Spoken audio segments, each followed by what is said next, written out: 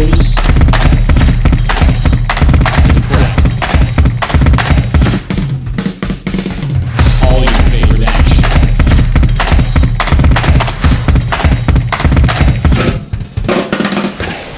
All your favorite talk shows.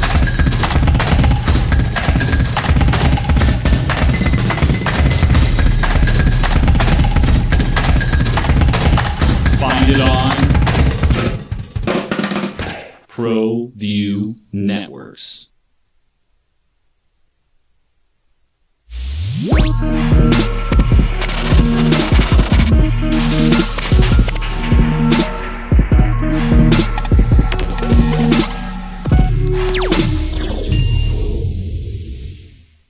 Up for renewal, please call your representative, renew your tickets, renew, buy another star on your hat, another sweatshirt.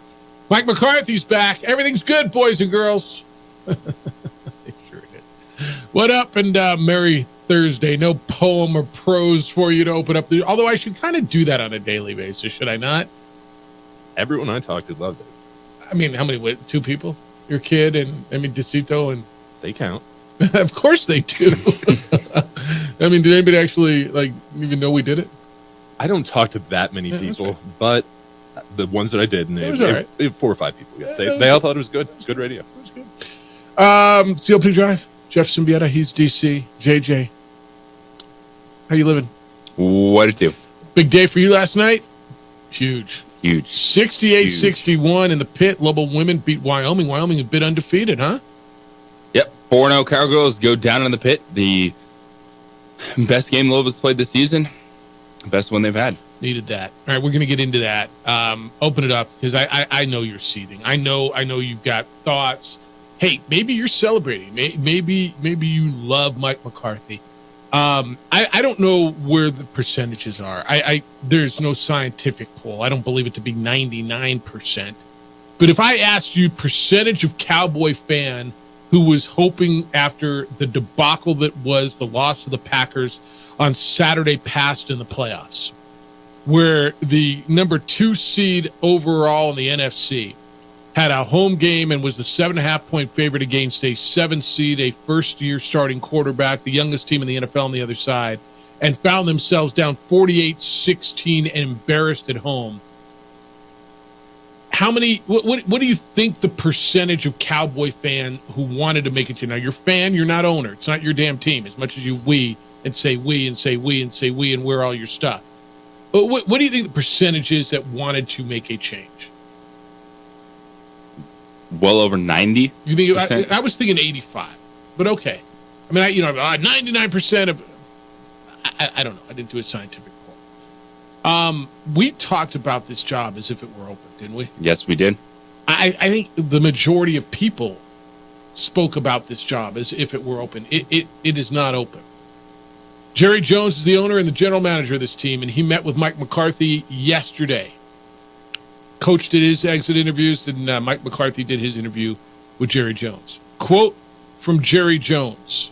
This was in a statement released by the team. So, there was no this. I believe this team is very close and capable of achieving our ultimate goals, and the best step forward for us will be with Mike McCarthy as our head coach. There is great benefit to continuing the team's progress under Mike's leadership as our head coach, end quote. It went on. Our loss on Sunday is shared by everyone here, not just Coach McCarthy. Our players, our coaches, our front office, myself. There is accountability for our results. I am accountable for our results. The lens we use to view and evaluate Coach McCarthy is holistic. Wow, big word. While we're all disappointed with the result on Sunday with our playoff record, I'm 100% supportive of him as our head coach and our ability to reach our goals, end quote. And I apologize. I said Saturday pass. It was Sunday pass. All right. I'm not going to lie. I'm not shocked because I don't know that anything shocks me anymore, but certainly surprised. I am surprised. And you just immediately start thinking about the power issue, the man in charge. Would Belichick be too big for Jerry Jones? Because to me, that was the move. You reach out, you see. Maybe he did. do you want to? And if not, why?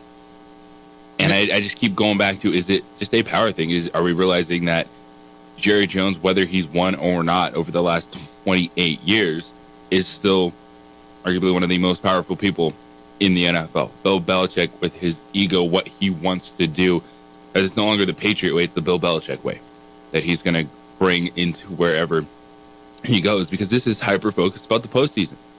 And if you're looking at the Dallas Cowboys and you feel, all right, where are the deficiencies? What could they do? If you look at Bill Belichick, it is defense, running the football, and you have a quarterback like Dak Prescott, it feels like the postseason issues, that's what you want Bill Belichick for.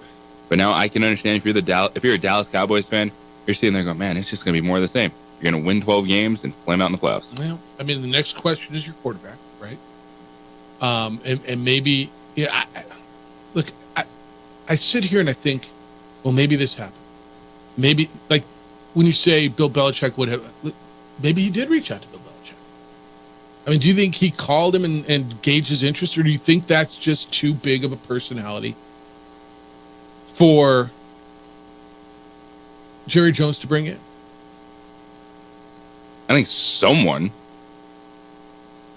had to have gauged interest at some point. Did they have to? I mean, if Jerry wasn't interested, if Jerry was just like, I'm not turning everything over to that dude. He's great. He's won. But everybody says I can't win without, Jimmy Johnson.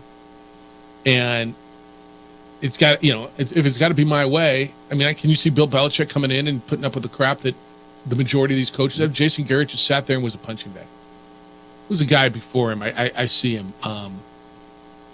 Gummit. Anyway, I don't see him sitting there and taking that, right? So I look at it and I don't know. Did they reach out? I don't know. The next question to me is, as we move forward, is what are you doing at quarterback? Again, tell me the definition of insanity again. What is it? Doing the same thing and over and expecting different results. Yeah. Right? So if you sit around and you're going to do the same thing, Dave Campbell was the dude I was thinking. If you do the same thing over and over, what's the issue? You're 12-5. You're 12-5 last year. You keep getting knocked out in the first round of the playoffs. So how does the conversation go? What is McCarthy saying? And look, I don't think McCarthy's a horrible coach. I know many of you do, and that's fine. They did go 12-5. Dak praised him for the season that Dak had. He did win a Super Bowl, only one with Aaron Rodgers. Is it all Aaron Rodgers' fault? I mean, blame where you want to blame, right? I mean, you can sit around and say, look, man, Brady and Belichick did it how many times? That's what Rodgers and McCarthy should have done. All right, we can have that conversation. I don't think he's a horrible coach. I don't think he's a great coach. Well, Jeff, there's a great coach sitting there on the sideline in Belichick. There's a great coach out there in Harbaugh. I don't know, do you think Pete Carroll's a great coach? I think Pete Carroll's a pretty damn good coach, right? So, okay, then how does the conversation between McCarthy and Jerry Jones go yesterday? Well, so what are we going to do different? I mean, at first it was Jason Garrett's fault on Dak. Then it was Kellen Moore's fault. You can tell me Dak had a great season. Okay, what did he do in the playoffs? What did he do against the really good teams? What did he do when he wasn't playing the Giants or the Jets or the Commanders? What did he do against the 49ers? What did he do against the Packers? Well, I beat the Eagles, Jeff. Yeah, kind of looks like fool's gold now, doesn't it? This season, absolutely. So at some point, but the problem here, you can't just go young. And are you blow getting this whole thing up and expect with to Mike McCarthy coming back next year? You're not doing that, right? And are you getting better than Dak Prescott? Well, on the open market. So that's where this conversation. I mean, didn't this conversation have to go there? If the conversation between those two men, and I'm going to guess Steven was in the room, but I'm going to guess Steven sat there and two dudes spoke and he wasn't one of them. Is probably how that thing went. But if this conversation went down, right, and they decided, all right, we're gonna we're going to do it again. There's no way they sat around and decided, all right, we're going to do it again the same exact way, did they? Absolutely. Absolutely. So you think they did? Yes. We're going to do it the same way, but we're just going to be better when we get to the playoffs. Yeah. Because we weren't this year, we weren't last year, we weren't the year before, and we weren't for the last. If you're 20 Jerry years. Jones, you're not starting a rookie quarterback next year. Okay. You're not getting in the Caleb Williams sweepstakes. CJ Stroud did it right in the same state. Mhm. Put CJ Stroud on the Cowboys. Do you think you get a different You're probably result? feeling different. Okay. Now, How are you getting it's there? a gamble. Now It's a gamble. Dak Prescott plus picks. Is that good enough to get Drake May? You're not getting Caleb Williams, because if All right, so you the brought up, Bears have the number 1 overall pick, I think they're Sure. going to trade for a quarterback with Justin Fields all there. right, so you brought up Kirk Cousins yesterday, or is it not just Dak Prescott? Look, you couldn't run the ball this year. Well, Jeff, I mean, we'll get a running back wherever we want, right? You guys tell me, Cowboy fan, let's go. All right, this is your reality. So how or does it just not get different? Is this just a guy who is so convinced in his ways, in Jerry, that for the last 28 years they haven't been to an NFC Championship game? For every year they're good. Yeah, they're good. They're a fine regular season team, and every year they flame in the playoffs, and they're going to do it the same way. So you tell me where you go now. 505-246-0610. That's how to get here. 505-246-0610. Cowboy fan, that's what you got. So now what happens? Because something's got, right? There's no way these two logical, smart, grown men, successful men, sat there and said, yeah, let's do the exact same thing. We just had a bad day. I mean, is there? You think there is? Of course. What do you think? Well, quite a bit. What would be the biggest flex Jerry could do right now? In regards to The coaching position. The biggest flex is to stay the same. That he made that decision. That he owns that. And we've always talked about him wanting power and things. Well, there you go. That's power. It's all right. We got all these guys on the market. Who cares? I'm gonna do it my way. okay. So I think that's Jerry flexing some power right there. All right. And So you guys agree? Yeah, that's fine. You could be right. So they sat around and said, well, we just had a bad day. Let's get a couple of linemen, get somebody to run the ball. Dak had a great season. Okay. All right. And we're going to be doing the same thing next year, just so you know. Mark the calendar, 363 days from now. We'll have the same conversation. The Cowboys are really good. This is their year. They're really good in the regular season. Oh, look at that. They beat up on the Commandos. Oh, they beat the hell out of the Giants again. Oh, yeah, they're 40-0. Oh, look at that. This is their year. Oh, their defense, the best defense in the NFL.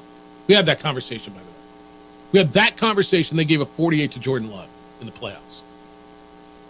Okay. All right. Here's what Same conversation with the Cleveland Browns defense. Yep, 100%. You're not wrong.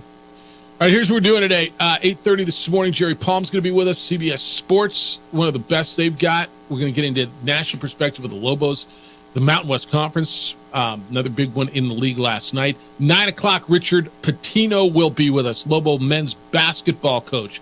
They got a big week coming up, going on the road to Air Force, and they go to San Jose next week before Alfred and Noodles come to town the following weekend, coming off 2 huge victories. The Pits will talk to Richard Pitino, Lobo men's basketball coach, at 9 o'clock. When we come back, I got more thoughts on the Cowboys. What are the Eagles going to do? What the hell did you think was going to happen when you sit out there in 27 below with no shirt on? Oh, you mean you needed to get treated? No bleep. Hey, for years I've been telling you about IPS. IPS offers standing guards, 24-hour patrols. They protect homes and businesses. Mine is one of those homes. They protected my home for years. What you may not know is IPS also installs home alarms. They've been doing that for a bunch of years now, but they want to remind you, if you don't have an alarm in Albuquerque, you are much more likely to be a victim of a break-in. The IPS technology team also installs video cameras. This records criminals who vandalize or steal property. The video will help police in their investigation. When bad guys see surveillance, it discourages criminal activity. IPS can also set up your business with access control. The only people authorized to get in are the only ones who do get in. Sign up and have IPS monitor your alarm, monitor your cameras. When they see something or the alarm goes off, they're there within 7 minutes or less.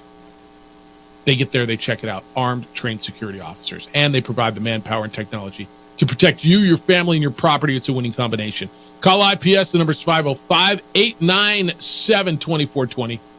505-897-2420 or online at ipsglobal.com. IPS is passionate about making Albuquerque a better and safer place to live and work.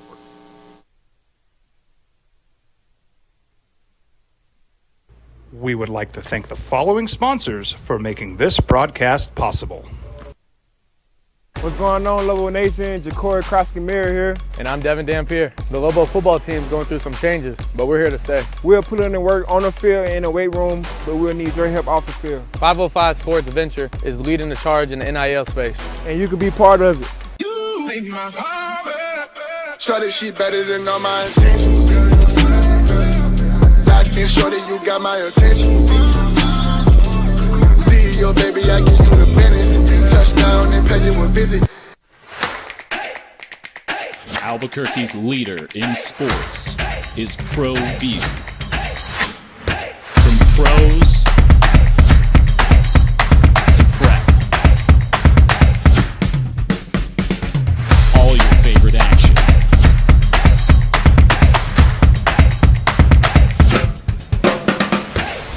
All your favorite talk shows.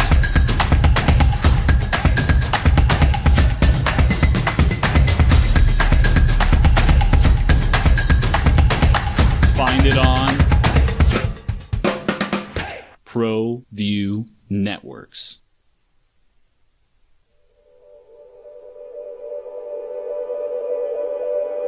We aren't all born with the same opportunities. But it's the people who care that change everything. Get ready, Sprout, get ready.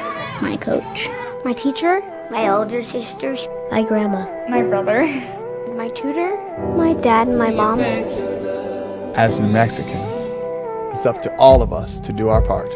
So that no child goes without love. And no family has to do it all on their own. They're all our children. Every single person is called to make a difference in the life of a child. It's up to all of us to do our part. To pull together. Pull together. Pull together. To make New Mexico the best place to be a kid.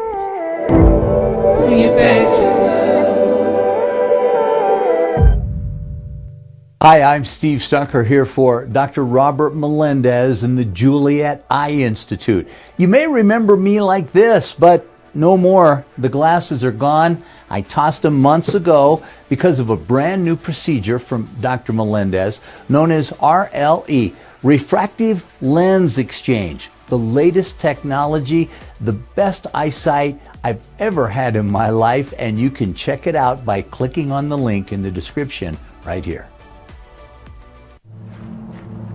Young driver, this one. Hard to get her out. She'd been drinking. This one. Both of them gone. They'd been drinking, and he drove clear off the road. This was my family. Drunk driver hit us. And my wife and our daughter, they didn't make it. If you're drunk, blasted, intoxicated, ripped, plastered, destroyed, bruh. If you're like this, you shouldn't be driving.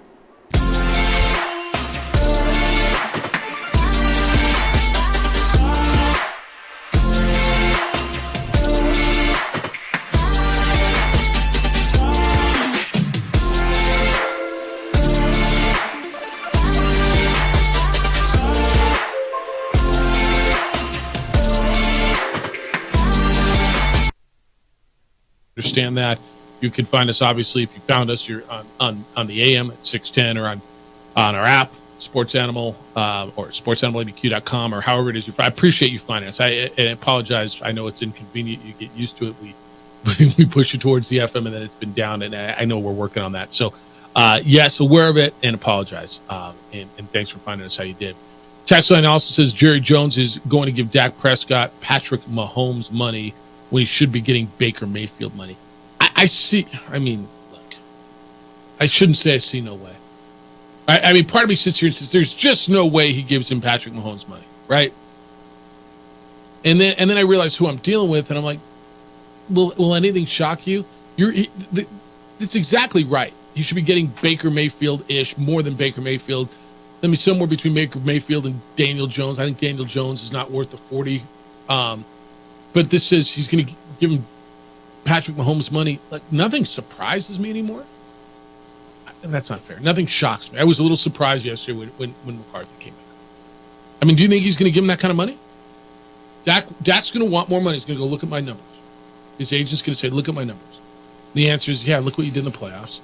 Let's figure out a spot that puts you, where you belong on the pay scale. This is an interesting thing I've actually been thinking about since we started talking about Russell Wilson again. Yeah. It's like when you sign the contract, it feels big, but 5 years down the line, that's right, you might be right in the middle of the pack. So honestly, if you're talking 10 years, $500 million, it feels like a lot, but 50 million 8 years from now might not be that much. Yeah, but that's why I keep talking about market value, right? Because the numbers are just bonkers. I mean, they just are. $50 million, $60 million a year to play football and play 16 games. I mean, you're getting your head beat in. It's a hard job. It's a short career when I get all of that. And it's bonkers, okay? And to your point, 5 years from now, 75 is going to be the market value for a frontline quarterback. And you're going to go, gosh, guy only made $20 million. Kenny Thomas sits here. Kenny made good money in the NBA, right? He talks about it all the time. But what's the salary cap now that he's been out of the league for 12 years or whatever it's been? Yeah, he made on his 11th year what guys are making in their second now. Right. And so, yeah, you're right. It's all going to be relative. It's market value. And it's still, I mean, it's a percentage of your salary cap is what it comes down to. But it's crazy to me. It is. All right, a couple other things going on in the National Football League. What's going to happen in Philadelphia? Nick Sirianni's meeting, or I guess met, or are they continuing to meet with Jeffrey Lurie and the Eagles thing? What happens there? Because we sat here and said, I want to say it was Monday. We asked about the Steelers. No, I guess it was Tuesday. The Steelers job, the Cowboys job, the Eagles job. How many over-under would be open? You put the over-under at 1.5. I think we all went over, right? And it's 0 right now. Being 0. I think all these jobs with these owners, it's their egos versus what Bill Belichick wants to do in his last chapter. Is he going to be a guy that goes in and works with the front office and will be a head coach working opposite a general manager, or is he going to want to go in and be given everything? And I think that's what we're seeing, because a lot of these places, like the Commanders, hired a general manager already. Haven't hired a head coach, but they hired a general manager. Seattle has a general manager that's running things. And so that's, I think, what we're looking at with the Bill Belichick situation. And for Philadelphia, you brought it up. We've seen the history. They are quick to pull the trigger. And maybe they do now, seeing, hey, there's one less team to fight in Dallas not being in the market. And could they pull a Bill Belichick or Jim Harbaugh in? And I don't trust the interview with Jim Harbaugh right now. I think he's just playing a bunch of games. So would you talk to him? I mean, I don't care. Chargers, it doesn't Falcons, hurt to interview him. Okay. Yeah. You just don't trust it. Kind of like a lot of the minority hires don't trust the owners when they're sitting there because they know they're there just to fill out the Rooney Rule. Because everyone's screaming, "Oh, how could the Chargers let Jim Harbaugh leave? How could they let him leave?" They probably just were like, "Hey, here's a contract you can sign." It's like, "Oh, okay, let me talk to my family. Yeah, let me go get a new pair of khakis.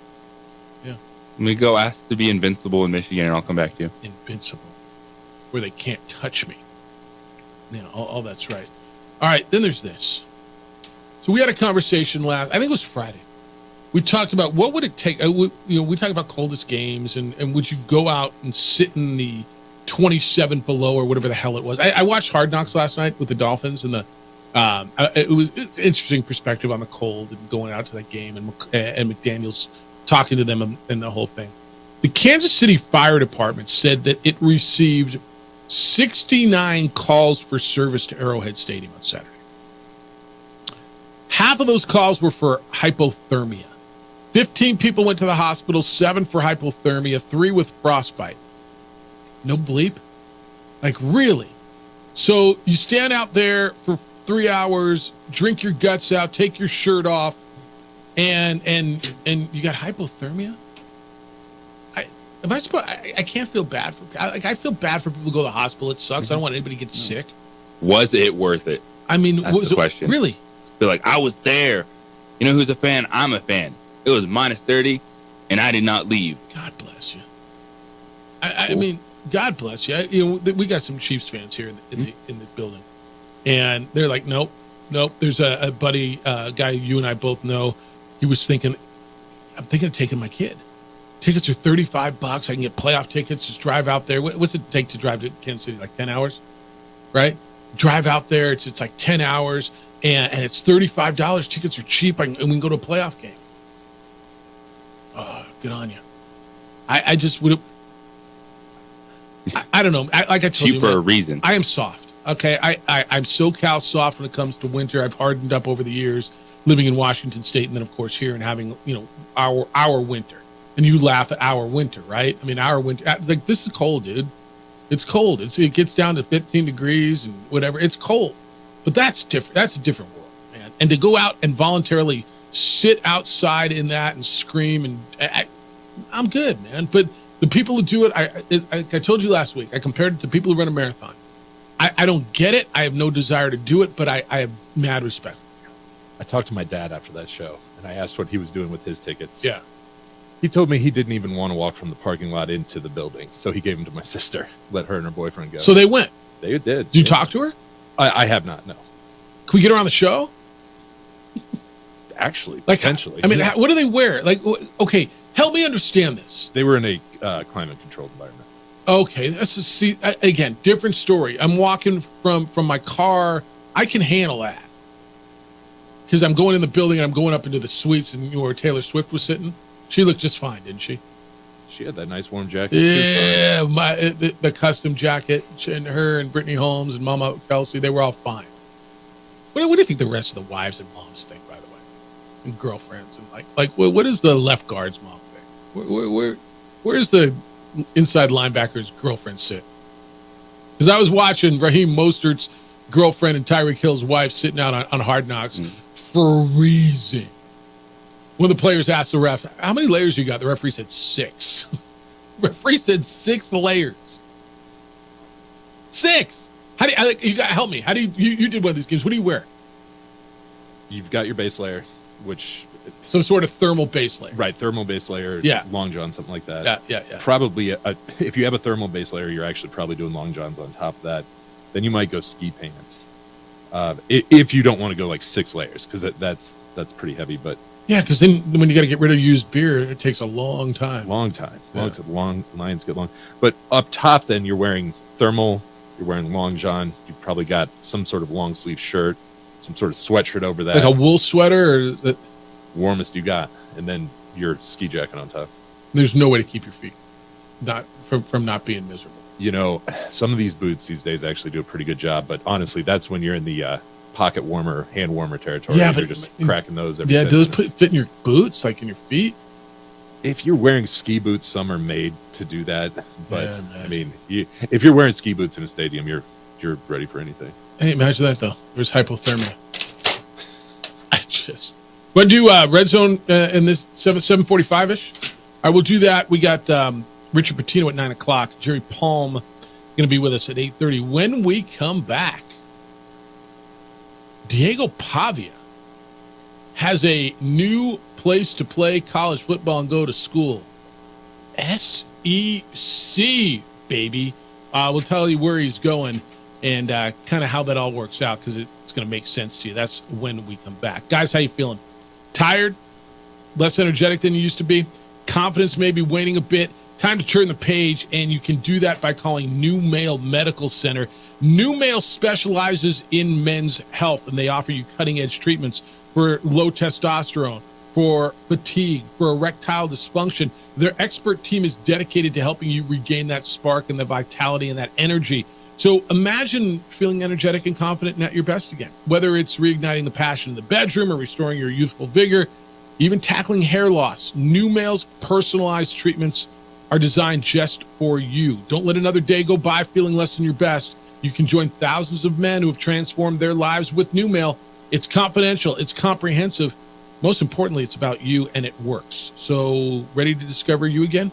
The NuMale Medical Center is there for you. NuMaleMedical.com. You can call them at 505-652-1688 and schedule your private consultation today. 505-652-1688. NuMale Medical Center, where your new chapter begins. NuMale Medical Center. Feel young, feel energized, feel new.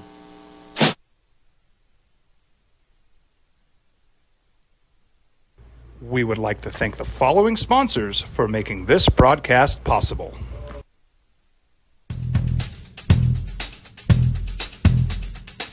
International Protective Services is a proud supporter of ProView Sports and New Mexico Youth Athletics. IPS provides residential and commercial security services in the Albuquerque metro area. For more info, please call 505-897-2420 or visit internationalprotectiveservice.com. Rosendo Najar here, President of Carpenters Local 1319. Juan Junior Gonzalez, Warden of Local 1319. Some people have a misconception about what a carpenter does. The carpentry trade entails more than just woodworking or building houses. We are responsible for 85% of a construction job site. Everything from the superintendent on down. We have a great apprenticeship program. Information can be found on our website.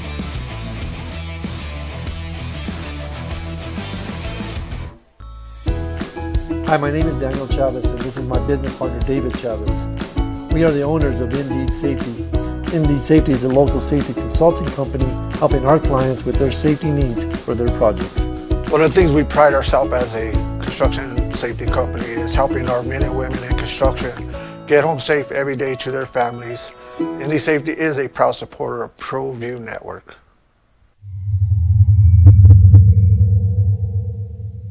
Hi, I'm Steve Stucker here for Dr. Robert Melendez and the Juliet Eye Institute. You may remember me like this, but no more. The glasses are gone. I tossed them months ago because of a brand new procedure from Dr. Melendez known as RLE, Refractive Lens Exchange. The latest technology, the best eyesight I've ever had in my life, and you can check it out by clicking on the link in the description right here.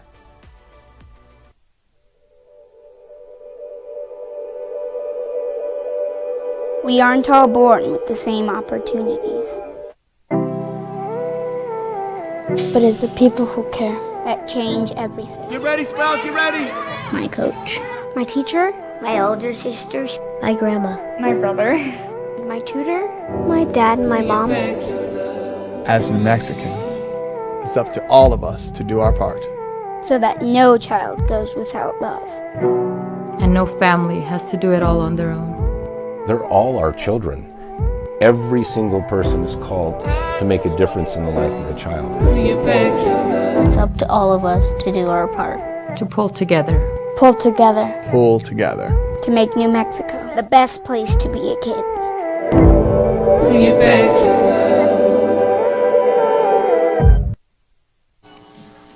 Well, what a career, huh? What a path. Volcano Vista to New Mexico Military Institute to New Mexico State, and now to the SEC. Good morning to you, and thanks for choosing to be with us. Appreciate you finding us on the AM or on the app or wherever you found us this morning. It's the opening drive. Jeff Symbieta, JJ Buck in D.C. Former Aggie quarterback Diego Pavia is now in the SEC, JJ. He announced on his Twitter last night that he is going to Vanderbilt. Makes some sense. Tim Beck, his offensive coordinator, is at Vanderbilt. Jerry Kill, his head coach at New Mexico State, is now at Vanderbilt. Blaise Berlowitz, the quarterback who came in the Liberty game for New Mexico State, is now at Vanderbilt. And so that's where he ended up. This is, I'm not sure he could have done. Look, I get where Vanderbilt is in the SEC. They're not, but he wasn't going to Alabama, right? Nope. He got an opportunity to play in the SEC, and Vandy's been struggling. They were 2-10 last season under Clark Lee, and they got rid of Joey Lynch, their offensive coordinator, and trying to turn things around. But he's going to the SEC. Well, if there's any place who's going to go, it's going to be where all his coaches are. That's right. That's right. It makes sense, doesn't it? Yeah. They got a transfer from Utah. Nate Johnson, the quarterback from Utah, transferred there as well. So they got a competition going on there. And he evidently had portal offers from Washington State and Nevada. I thought he was going to end up at Washington State. I did. Buffalo, UTSA, Western Kentucky. I guess we're in on it as well. And that's where he's going. I showed that to Addie last night. Addie wants to go to Vanderbilt. That's my daughter. He walks in there and goes, I know how to beat Auburn. Yeah. She's like, Dad, if he can get in. Like, I don't even know what that means, baby. He's pretty, he can play quarterback. She's like, okay, we'll see. I don't know. But look, congratulations to Diego. I mean, whatever you think of him, and I know it's insanely polarizing, and you guys are all over the place on him. And your whatever your opinion is, I'm not telling you you're wrong. I'm telling you he's going to be in the SEC. Now, I don't know if he'll play. He's got to earn that spot, man. He's got competition, deep competition. The kid went to New Mexico State, and we didn't think he was going to play there, did we? Gavin Frakes we thought was better. Game 3, we looked at Gavin. Oh, big kid from Oklahoma, big tall kid, and went back and forth. The kid took over and became a winner. Diego Pavia started at Vanderbilt. Okay. We'll see. He's got his coaches there, and so that's where Diego Pavia is. 505-246-0610. Jeffrey, good morning. You're on the Sports Animal. What's up, Jeff? Hey, good morning. Why haven't you fixed the FM feed, Jeff Symbieta? I was up there this morning freezing my backside off. I'm really soft, though, Jeff, and the power's down, so I couldn't turn the power on. Yeah, I just can't believe you yourself, as a person who's been in this field for so long, has not fixed the FM feed. I suck. Soft as cotton, son. Soft as cotton. Anyway, is it really surprising that Jerry Jones does what Jerry Jones does? I mean, is it really surprising? And I mean, how many years has he avoided, the rule of when you find that you've dug yourself into a hole, what's the very first thing you're supposed to do? Stop digging. And I just think it's in his nature, and I believe that Jerry Jones' curse is real. As long as he's in charge of that team, and make no mistake about it, he's in charge of that team. They're not going to do anything. This is going to be the repetitive pattern and cycle of their existence. And I'll say this: I was actually really surprised that, as a lifelong Steelers fan, that the Steelers didn't make a change or didn't do something different either, with Tomlin having 1 year left on his contract. So, maybe both those guys have 1 year to do whatever it is that they need to do, and then there's a change. But I'm just nobody can be surprised at Jerry Jones and the things he does. Yeah. And all right, man. Anyway, appreciate you. Yeah, congratulations to Pavia. We should be celebrating that kid. That kid's a testament to hard work and effort, and doesn't matter where he goes to school, he represents the state, and good for him. All right, Jeff. Appreciate you. Thank you. He's a New Mexico kid, and he'll be representing in Nashville in the SEC. That much I do know, whether you like him or not.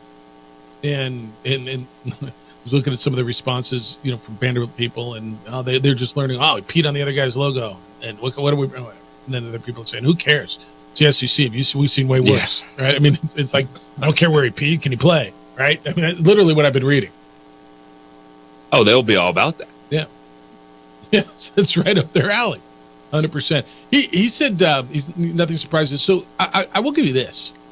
Unless Tomlin and or McCarthy get extended, it is odd to see head coaches going into the final year of their deal, right? Coaching into the final year of their agreement. It is, but it's not as impactful as a college coach. Not like, right, because you're not recruiting. Yeah, there's recruiting, players under contract, and sign free agents regardless of the head coach is there or not. Okay. Omar sent me a picture of Jerry Jones. He said, "In Coach Jones we trust. Jeff, it doesn't matter what the pieces are, as long as we have this guy still, nothing's going to change. My expectation for the NFL's most outstanding organization will be the finals every season." You can expect it all you want. Just don't get there. I mean, like, you can have high expectations. I think that's beautiful, Omar. Yeah, and your team is valued at whatever it's valued, and you're the most valuable non-soccer sports franchise in the world. It was wonderful. and that does you nothing because, well, you don't get any of that value. And your expectations could be the damn finals every year. You don't sniff them, right? Yep. So keep doing what you're doing. Keep doing what you're doing. Hey, you want to do Red Zone when we come back? Are we prepared for that? You think so? All right, I think we can do Red Zone when we get back. And we got a bunch of stuff coming up later in the show. Richard Pitino is going to be with us. He's going to be with us at 9 o'clock this morning, Lobo men's basketball coach. Looking forward to hearing his thoughts. Coming off 2 big wins in the pit, his thoughts on the crowd, the team, and JJ, I want his perspective on how does it travel now? The difference of taking it on the road, right? The basketball court's the same size. And I love getting different perspectives, right? We heard Kenny Thomas's perspective the other day. The difference of playing on the road. Now, the 2 atmospheres you're going into Saturday and Tuesday, a whole lot different than the atmosphere you just played in. So we'll do that at 9 o'clock. And at 8:30, Jerry Palm's going to be with us from CBS Sports. NFL Red Zone next. We'll get into some of the big questions you've got. Hey, how's your vehicle? I know. You're in it right now. Look around. It's time, right? Winter beat the heck out of it. You've got sludge and dirt and mud and salt stuck to it. You got stuff inside. You neglect it because of life. Call On the Spot Automotive Detailing and let them take care of that piece of life for you. They come to you and detail your vehicle where it's convenient for you and when it's convenient for you. What does that mean? That means they come to you at the office, at your house. I don't know where their office is. I don't know where they're located. It doesn't matter. They know where I am.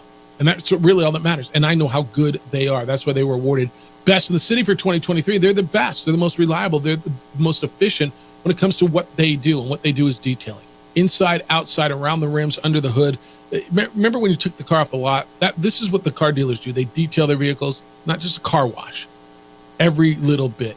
They are the best. It's a great gift for you or for someone else. Valentine's Day's coming up, boys and girls.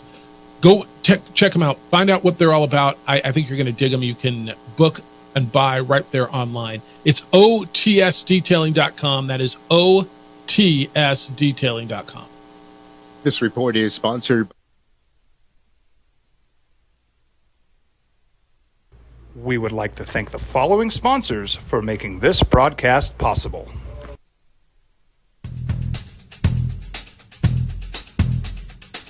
International Protective Services is a proud supporter of ProView Sports and New Mexico Youth Athletics. IPS provides residential and commercial security services in the Albuquerque metro area. For more info, please call 505-897-2420 or visit internationalprotectiveservice.com. Hi, I'm Steve Stucker here for Dr. Robert Melendez and the Juliet Eye Institute. You may remember me like this, but no more. The glasses are gone. I tossed them months ago because of a brand new procedure from Dr. Melendez known as RLE, Refractive Lens Exchange. The latest technology, the best eyesight I've ever had in my life, and you can check it out by clicking on the link in the description right here. If you're drunk, blasted, intoxicated, ripped, plastered, destroyed, bruh. If you're like this, you shouldn't be driving. Albuquerque's leader in sports is ProView. From pros to prep. All your favorite action.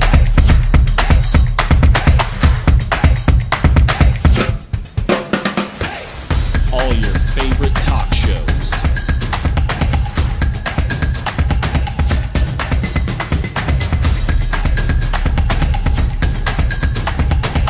Find it on ProView Networks.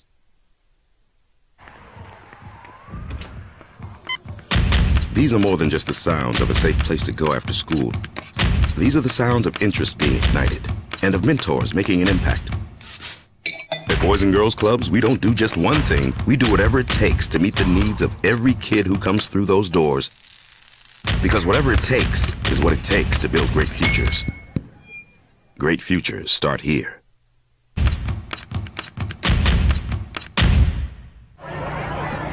Hey, look! It's Dwight Goodman! Boom! This place is hot. Let's see if anyone needs my help. How about I drive you madman home, huh? I got this, Dwight. I'm the designated driver. Boom. Sweet. Does anyone need Dwight's help getting home tonight? No thanks, Romeo. I've got a taxi all lined up. Drive safe, Dwight. Boom! Boom! What's going on, Lobo Nation? Ja'Cory Cross-Camara here. And I'm Devin Dampier. The Lobo football team's going through some changes, but we're here to stay. We'll put in the work on the field and in the weight room, but we'll need your help off the field. 505 Sports Venture is leading the charge in the NIL space. And you can be part of it. You make my heart better. Try this shit better than all my intentions. Life been short that you got my attention. See your baby, I get you the business. Touchdown and pay you a visit. Well, I'm going to the frontier, walk up to the cashier, order up a root beer and a number one. Cover it with green stuff, one scoop is not enough. Find a booth is real tough, back by the Duke. Super wild card weekend. This weekend is divisional playoffs. Next week is conference championships, right? All right. Super division. Is it super? We put super on everything? I think we do now. All right. Super divisional weekend is this weekend, the National Football League. We'll have games here for you on these sports. The Animal, we move Red Zone around. This is where DC throws a couple of big topics at us, puts them together, and makes you think a little bit. Move it around in the show every day, and we'll do it right now. Head into the NFL Red Zone here on the Sports Animal. How much you want to make a bet I can throw a football over the mountains? Are you crazy? I'm saying you're a football player. Oh, yeah. I'm going to Tom Brady this game. You're in the Red Zone with Jeff Symbieta and JJ Bach. Let's go, baby! It's first and goal. All right, the Ravens ranked 13th in man coverage usage during the regular season. Against the Texans in Week 1, they played the fourth highest rate of man coverage as they have against any other opponent this year. The Ravens defensive coordinator Mike Macdonald doesn't blitz as much as some might think. The Ravens ranked 26th in blitz rate overall and 23rd in blitz rate on third and fourth downs. So what will the Texans need to do offensively to keep up with the Ravens defense and potentially advance to the championship round? Be efficient. When you have a team like Baltimore, they're not going to give up a lot of big plays. You still want to find your moments to take your shots with Nico Collins downfield because he's the guy that can take the top off a defense, but they're going to have to run the football third and manageable a lot in this game for Houston, and it's a completely different. All these matchups we talk about, a lot of these teams played in the regular season. They're completely different teams, especially when you look at C.J. Stroud, went from, boom, this is my first game in the NFL, to he has a playoff win under his belt. I'm very excited for this matchup, but it's about being patient and efficient for C.J. Stroud. Yeah, and I think efficient means they got to run the ball. And you mentioned it, but and they don't run the ball very well, right? Devin Singletary is their back. They went into it with, I think it was Damian Pierce was we all thought was going to be. They don't run it as well as they need to. And by being efficient, they're also keeping the ball away from Baltimore. Baltimore runs the ball. They control the clock. They control the game. They control the tempo. I think the Texans have to get a little bit away from just chucking it down the field. Now JJ, look, they're not going to win without chucking it down the field. They're not going to win without C.J. Stroud hitting a couple of home runs to, Nico Collins or whoever's out there, Mechie, whoever. But they've got to run the ball better than they normally do and control the ball instead of just giving it back to Lamar and letting him control the game. Second and goal. When the Bills played the Chiefs in Week 14, Stefon Diggs, Gabe Davis, and Khalil Shakir combined for only 5 receptions for 36 yards and no touchdowns. Running back James Cook led the Bills in receptions, catching 5 passes for 83 yards. The Chiefs gave up the 4th fewest yards to receivers in the regular season this year. They have a physical trio of corners with L'Jarius Sneed, Jalen Watson, and Trent McDuffie. The passing game will likely be the difference if the Bills win in the divisional round, so I want you guys to break down the matchup between Kincaid, Diggs, and Davis versus the Kansas City secondary. You know what interests me even more? And look, I think you broke it down really well. Their corners are physical. They're tough. They cover. I think Stefon Diggs will get open. And to me, there's a couple of keys. Josh Allen getting out of the pocket, but his use of both tight ends last week I thought was big. So where Josh Allen gets efficient is going to be using the tight ends, I think. How do they run the ball? how is the front of Kansas City? Because to me, in the resurgence of Buffalo, since they lost that game where everybody counted them out, it was to whoever they lost that game and they went on the 7-game run. James Cook has run the ball. To me, as big as that is how is Kansas City going to stop the run? And the run of James Cook, not just Josh Allen.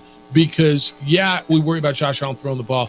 I think Buffalo, and I go back to the same thing on the Houston game, but I go to playoff football. What do people tell you all the time? You got to run the ball and stop the run, right? And to me, you broke it down, and I love the physical corners of Kansas City.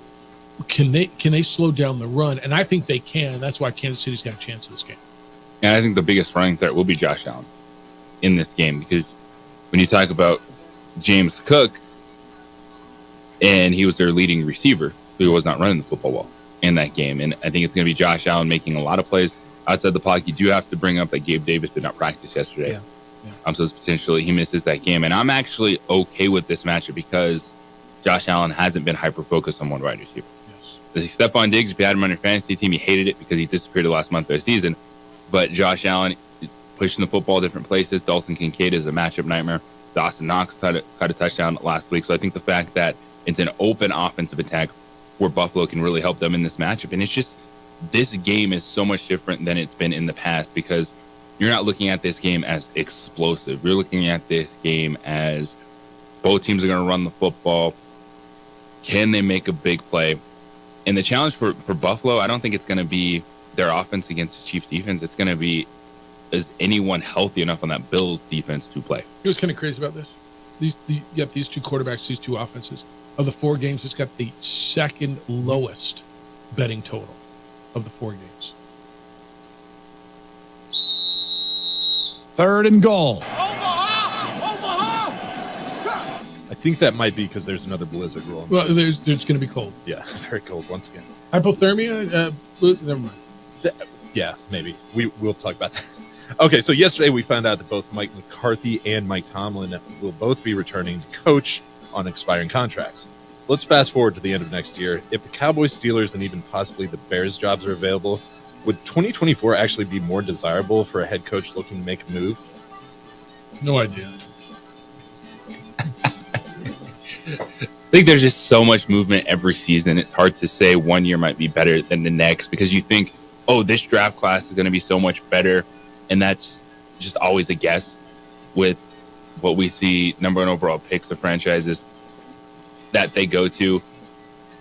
The thing with this offseason, we just all thought there was going to be change because teams wanted Bill Belichick, that there were going to be teams that say, I just want a piece of that. And we haven't seen that. It's more of the same. Mike McCarthy's back. Mike Tomlin's back. Here we go. Yeah, I have no idea. I look at it. What are the 7 jobs that are open? Chargers, Atlanta. I mean, did you see these coming a year ago? So everybody saw the Chargers coming. But we all thought it would be last year. Probably saw Atlanta coming. I didn't see Tennessee coming. Right? But what else is open right now? Raiders. Yeah. Did you see the Raiders coming? You always kind of wonder about the Raiders. All right, it could be open next year. I guess we saw. Yeah, this was more predictable. No, I don't think so, dude. To be honest with you, I mean, if I'm going to sit here and say, next year's better, what do I think? I mean, I don't know, dude. McVay could say I'm done. The Rams could be open. The Cowboys could be open, or they might not be. Something could happen with. You just never know. I mean, pick a team. John Harbaugh could say, you know what, I'm going to Michigan, take over Jim's spot. He can have my job. So really, the question within the question here is, would it be worth it to wait a year? Some of these guys, the big names we're talking about, like who? Belichick. I mean, why so not I just sit out a year? Unless you want to coach. I mean, and Vrabel, at his age, can he sit out a year? I think is his concern. Is he out of sight, out of mind? I'm just going to tell you, I'm stunned Pete Carroll's name isn't up for more of these jobs. We're not hearing his name for more of these jobs because I think in another year, I mean, tell me Pete Carroll's not a great coach. How can you sit here and tell me he's not a great coach? And that's another name that I'm thinking of. Like, why don't I just cool out for a year and see what's available? You can. I guess it's 72. How many years can you cool out? That's my only question. I don't know the answer. Pete's probably got 15. He's okay. Cool. That's fair. 4th and goal. Did I stutter? Beer me. All right, more on the coaches. Former New England Patriots head coach Bill Belichick, it's very weird saying that, is looking for, quote, talented yet underachieving teams to potentially take over. So this is according to a report that's put out by Schefter. So when I start thinking about what that actually means, I basically think that every team other than Chiefs could qualify as a talented yet underachieving team. So let's define what Belichick might actually mean by that, and let's identify a few teams that fit that definition. Dallas. I mean, right? Oh, definitely. Dallas, Chargers, Jacksonville, Atlanta without a quarterback. So are they underachieving? Atlanta? Everybody seems to love Atlanta's talent. The talent, yeah, that's what always comes up. Right? Everybody seems to love that talent. And maybe that's why people like Washington. But, JJ, that defense isn't what it was a couple of years ago. And the other one might be, and it's not open. Well, Philly. Yeah, the way you phrased it, GC is right. There's so many teams that could feel that way right now. But of the open jobs, it's Chargers. Atlanta and the Chargers. Because of the base that you have in Atlanta. Like, they're a really talented team on both sides of the ball. Spent a lot of money on the defense prior to this year, which Bill Belichick would like because that's his bread and butter. And then it's a team like the Chargers. You go in knowing you have Justin Herbert. You have a franchise quarterback. And there's a lot of veterans on that defense, which would be interesting to see Bill Belichick work with that. Now, it's going to be a lot of cap issues the Chargers have to work around that roster moving forward, but it's always better to deal with issues when you at least have that guy that you know is going to be a good starting quarterback and help you win a lot of games.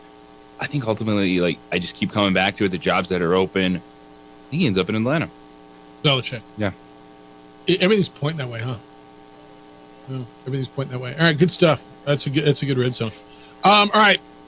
Jerry Palm's going to be with us at 8:30. We'll talk to him about, we'll swift over to basketball, the bracketologist for CBS Sports, Richard Pitino. I'm looking at a thing on Rick Pitino right here on Boston Ball, a new book that's out.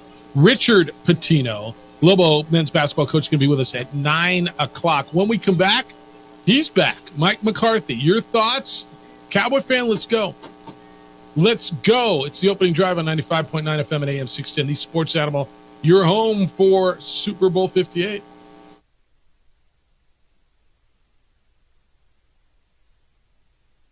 We would like to thank the following sponsors for making this broadcast possible.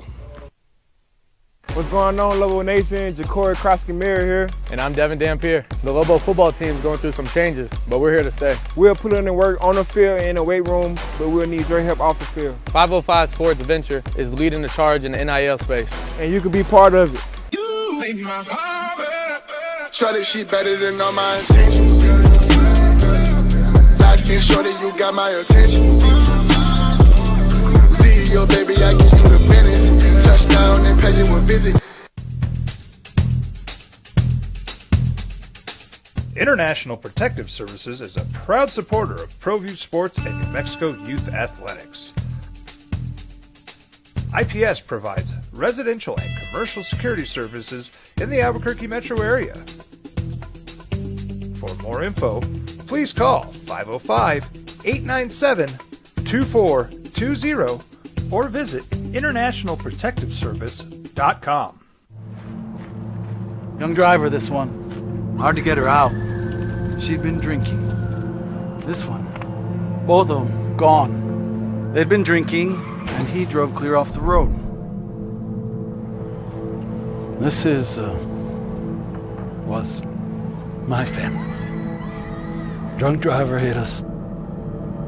And my wife and our daughter, they didn't make it.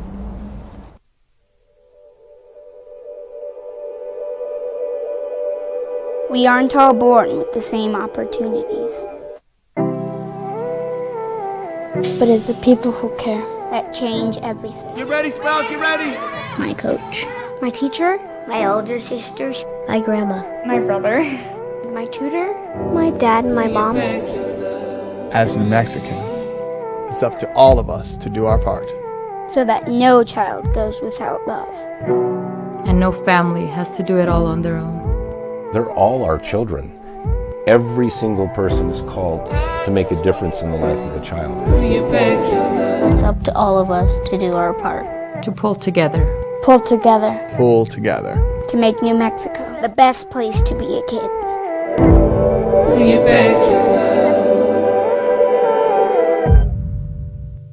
Teenagers love a party, especially during prom and graduation season. Often, alcohol is involved. Some parents think that hosting a party with alcohol in their home will keep the kids safe, but it's wrong and it's illegal.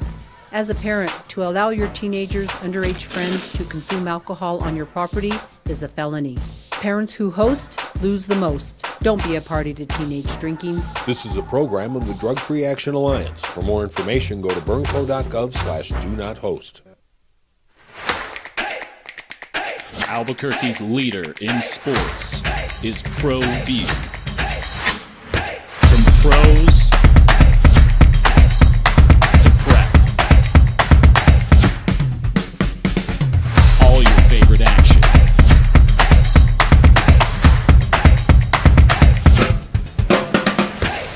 All your favorite talk shows.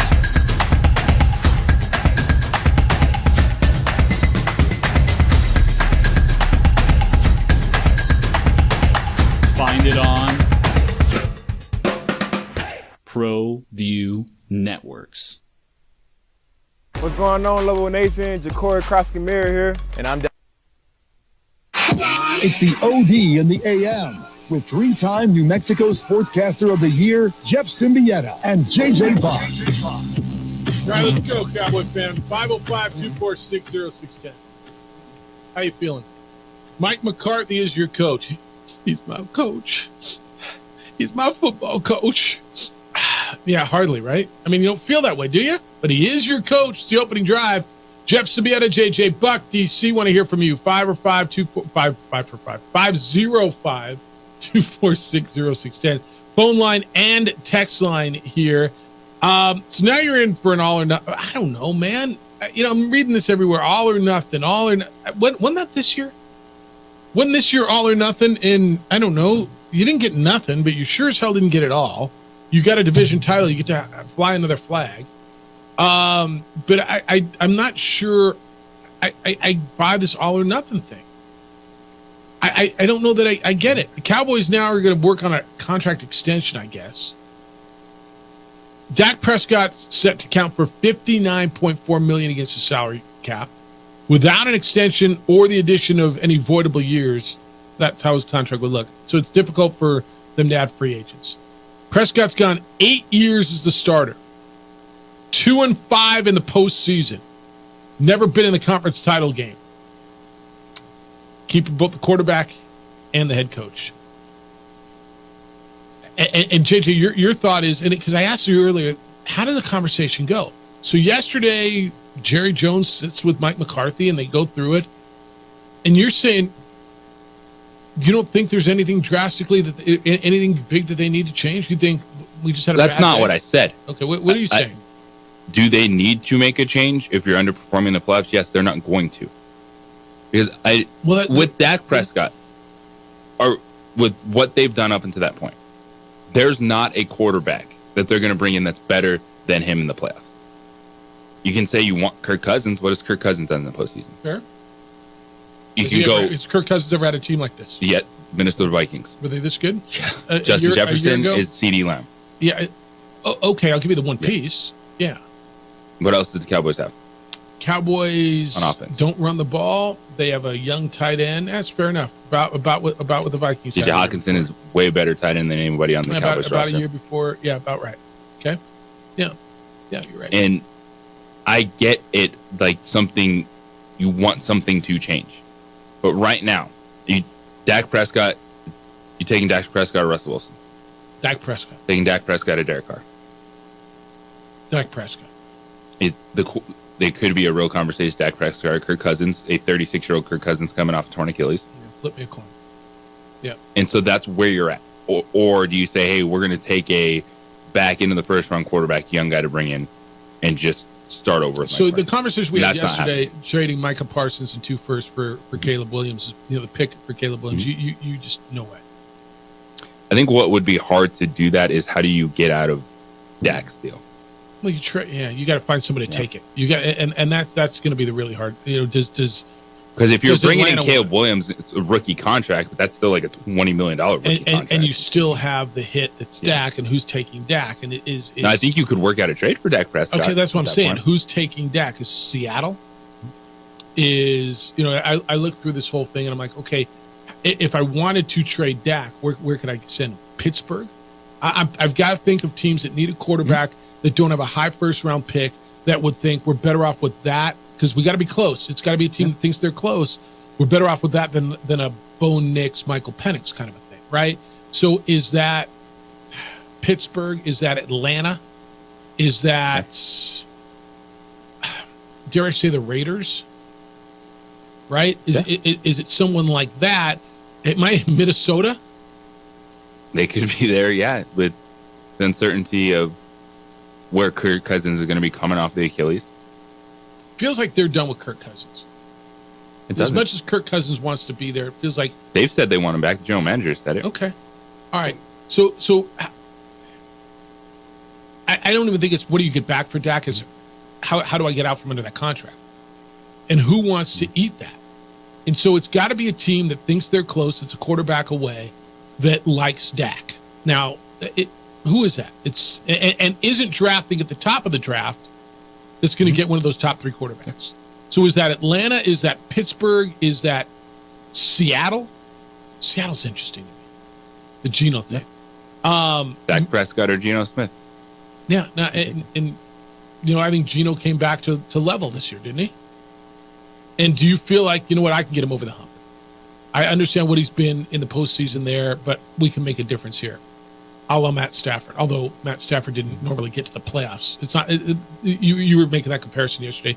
To me, the difference is Matt Stafford weren't good enough to get to the playoffs, right? It's not like he had, 2-5 or whatever in the playoffs.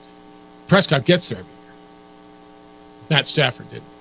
So, why keep McCarthy? So how did McCarthy go in? What was his case? Well, Jerry, I'm 42 and 25. I've won 2 NFC East titles the past 3 years. I called the plays myself. I got rid of Kellen Moore this year, and I called the plays for the first time, and Dak responded. He had the best year of his career. He led the NFL in touchdown passes. He threw 36 of them. Last year, he tied the lead for interceptions with 15, and he missed 5 games with a broken thumb. This year, he threw, what did he throw, 9 this year? Is that what you told me, DC? Remember the bet was, 9? I owe you lunch on that? Over under 10, I think he we're hit even 9. now. Yeah. Right? We made the playoffs 3 straight years. You hadn't made the playoffs 3 straight years since the 96 season. That's when you were going to Super Bowls. I was the first coach in team history to post 3 straight 12-win seasons. Now, granted, we played a 17-game schedule, but whatever. I'm the first one who ever has done that. With me as the play caller, the Cowboys were number 1 in points per game and number 5 in yards per game. That's why you should keep me. I think a lot of this is, as much as I've tried to say it's not a Jerry Jones issue with Dallas, that this feels like Jerry has to be the man. Like, there's no way it could have been Bill Belichick or Jim Harbaugh. Because as much as we talk about the Cowboys making a statement, they haven't done that with the head coach.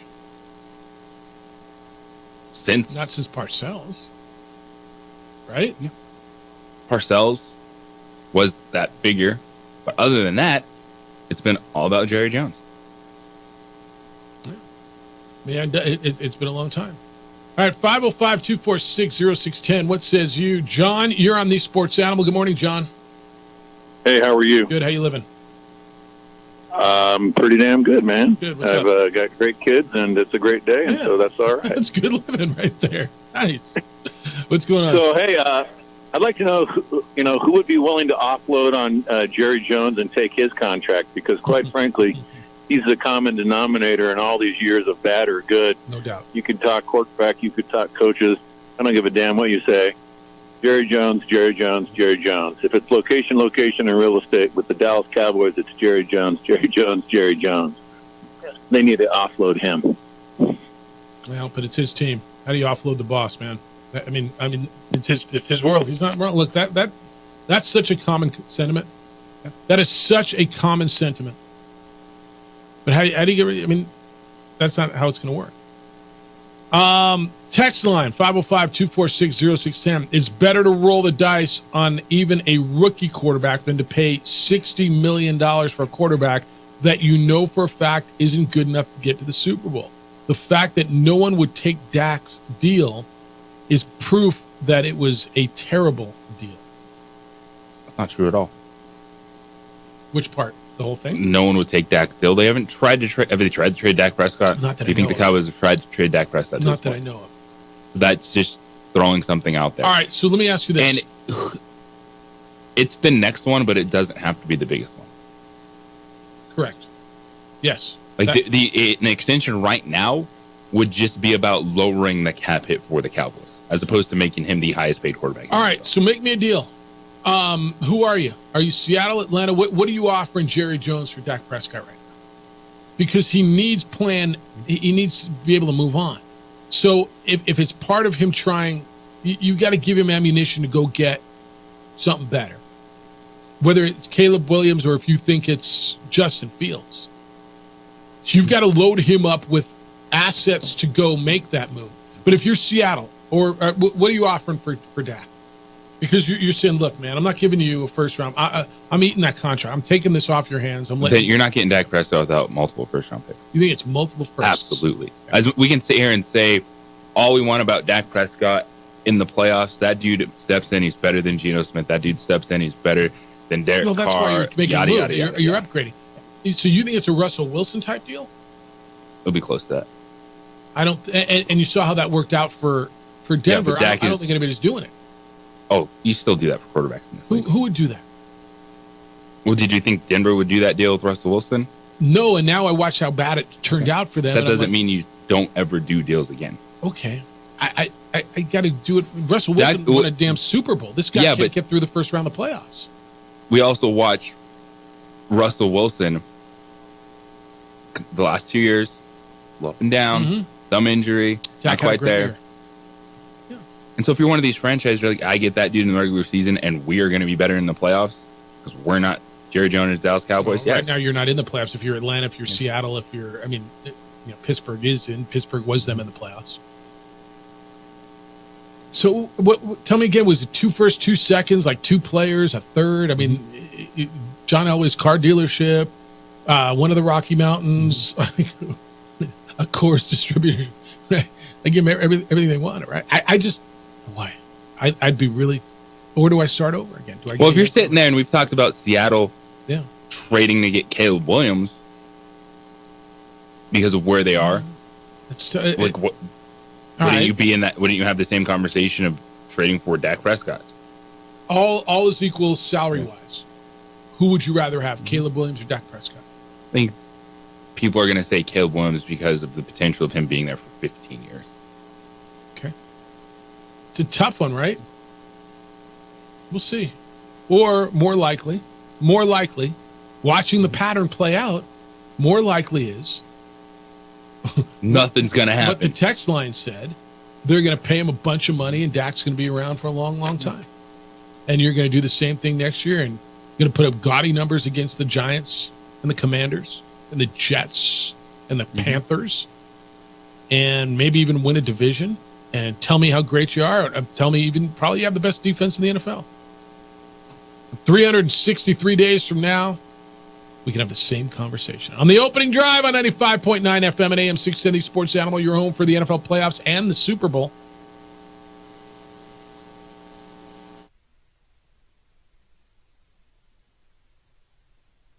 We would like to thank the following sponsors for making this broadcast possible.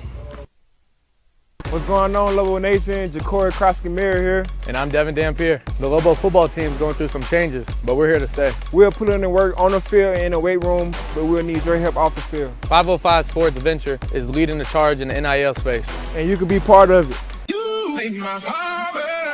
Try this shit better than all my intentions. Locked in shorty, you got my attention.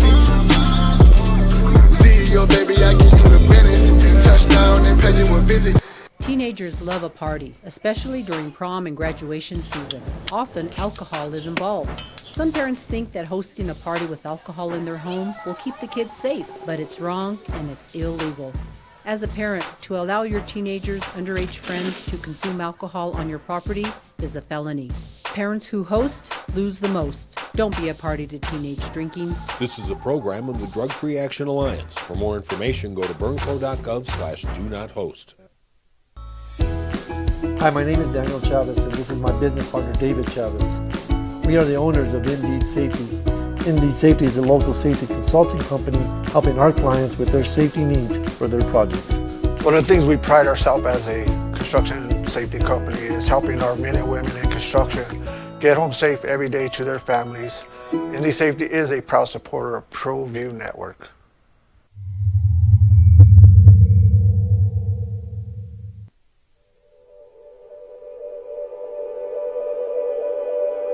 We aren't all born with the same opportunities. But it's the people who care that change everything. Get ready, Sprout, get ready! My coach, my teacher, my older sisters, my grandma, my brother, my tutor, my dad, and my mom. As New Mexicans, it's up to all of us to do our part. So that no child goes without love. And no family has to do it all on their own. They're all our children. Every single person is called to make a difference in the life of a child. It's up to all of us to do our part. To pull together. Pull together. Pull together. To make New Mexico the best place to be a kid.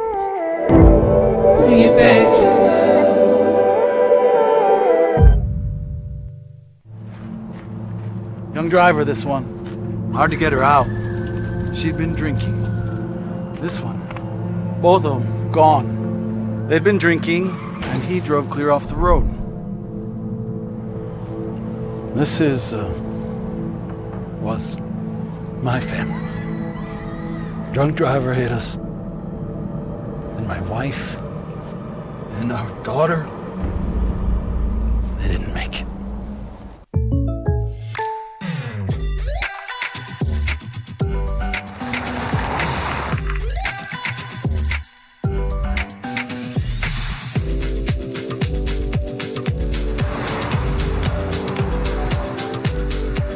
For your surprisingly great rates, contact your local State Farm agent today. If you want the real deal, call State Farm agent Marty Size in Albuquerque today.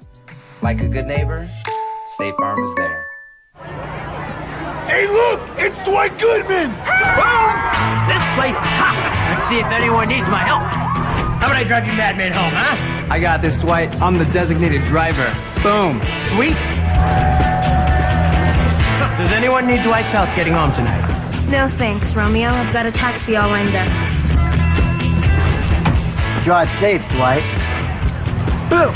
Boom!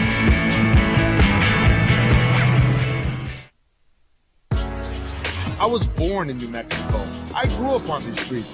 I got in trouble here, and I fought my way back in Burquia. I love New Mexico, especially the people. Now I'm using my training, tenacity, and energy to fight for you. I'm Adam Oki, lawyer, fighter, and New Mexican. I was a local athlete here in New Mexico, so I'm proud to support your local athletes.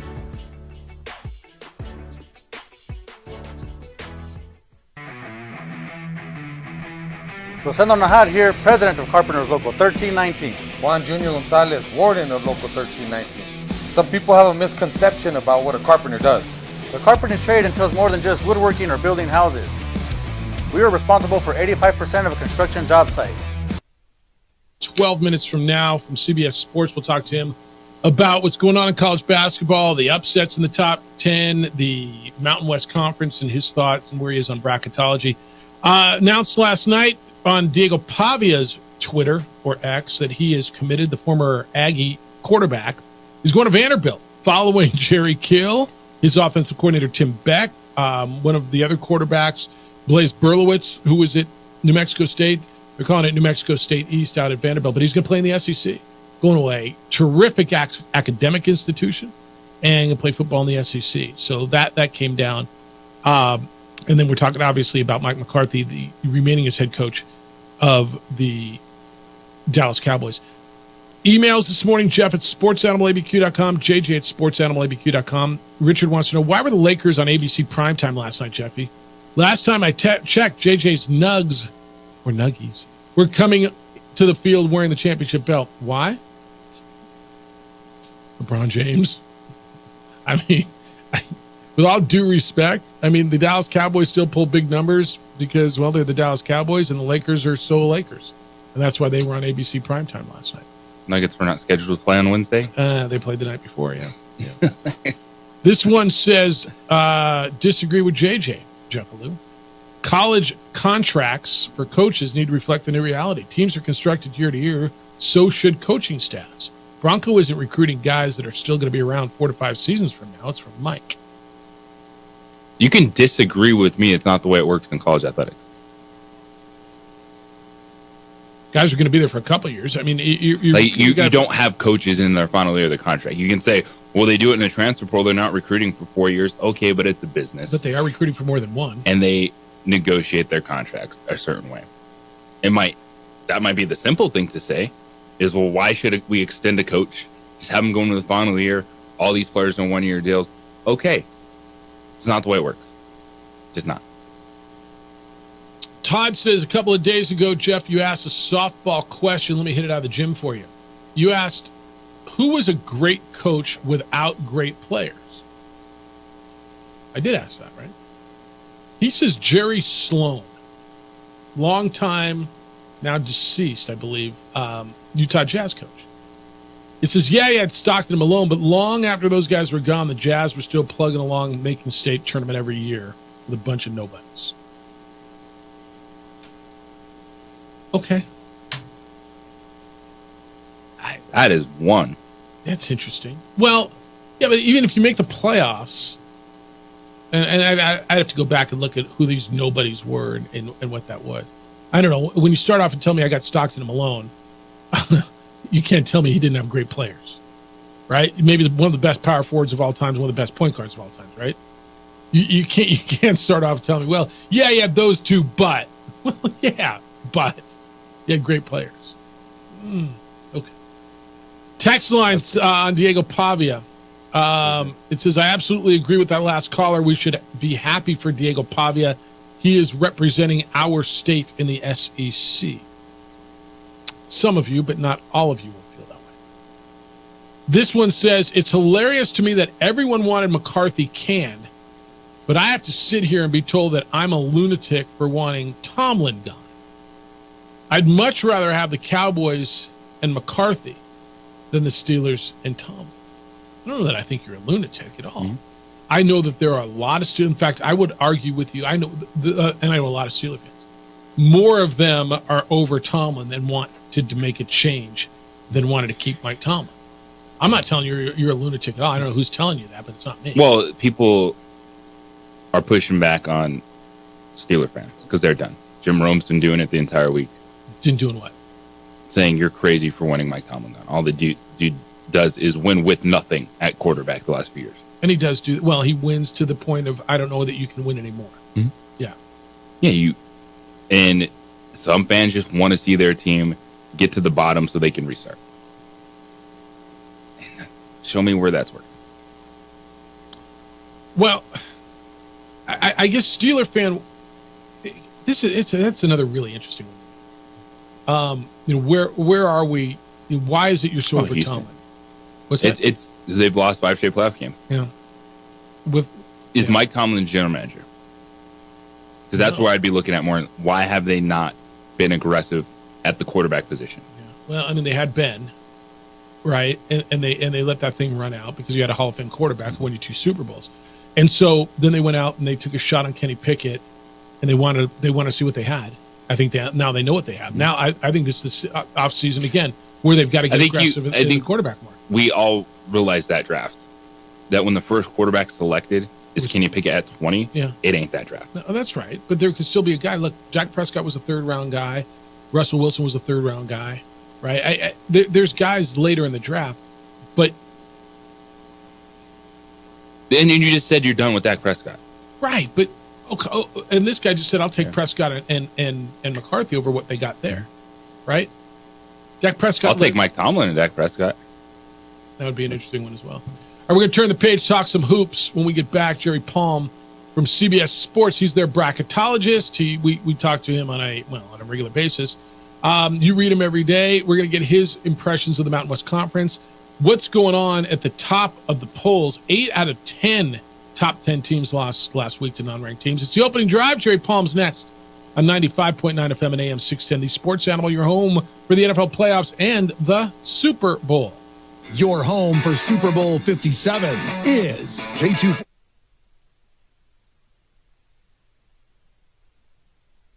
We would like to thank the following sponsors for making this broadcast possible.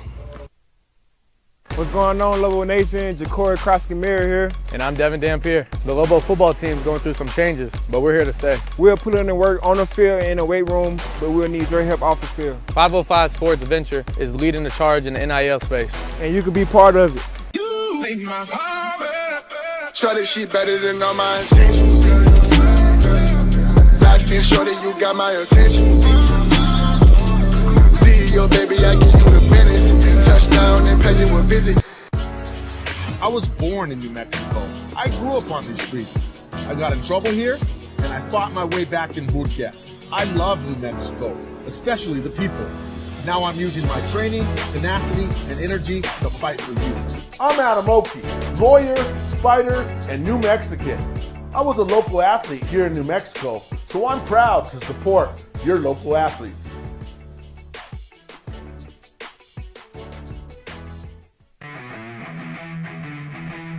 Rosendo Najar here, president of Carpenters Local 1319. Juan Junior Gonzalez, warden of Local 1319. Some people have a misconception about what a carpenter does. The carpentry trade entails more than just woodworking or building houses. We are responsible for 85% of a construction job site. Everything from the superintendent on down. We have a great apprenticeship program. Information can be found on our website.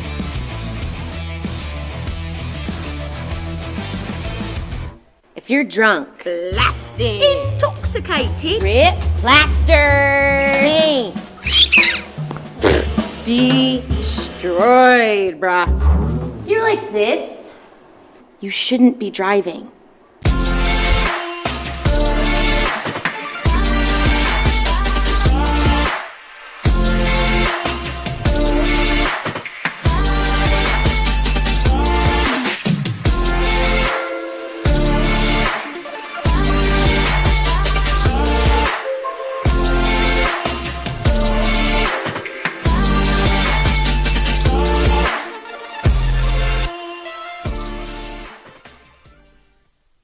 These days, it's important to know people and businesses you can trust. There's a lot of places where you can buy a vehicle, but there's only a few local dealerships where you'll find honest people who have your best interests in mind.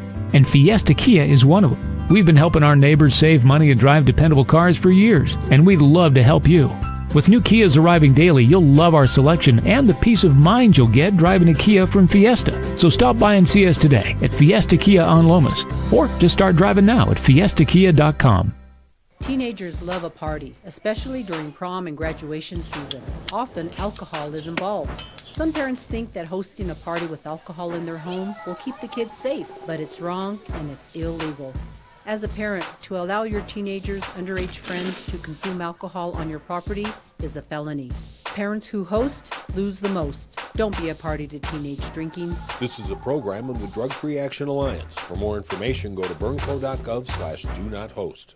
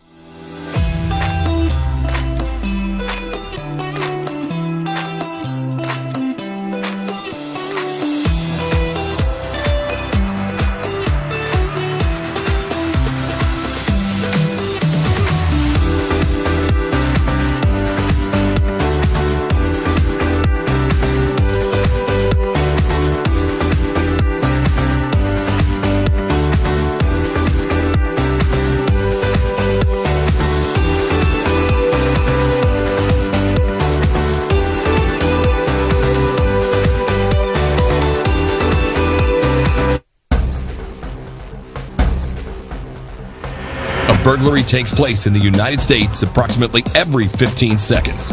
International Protective Service is your answer for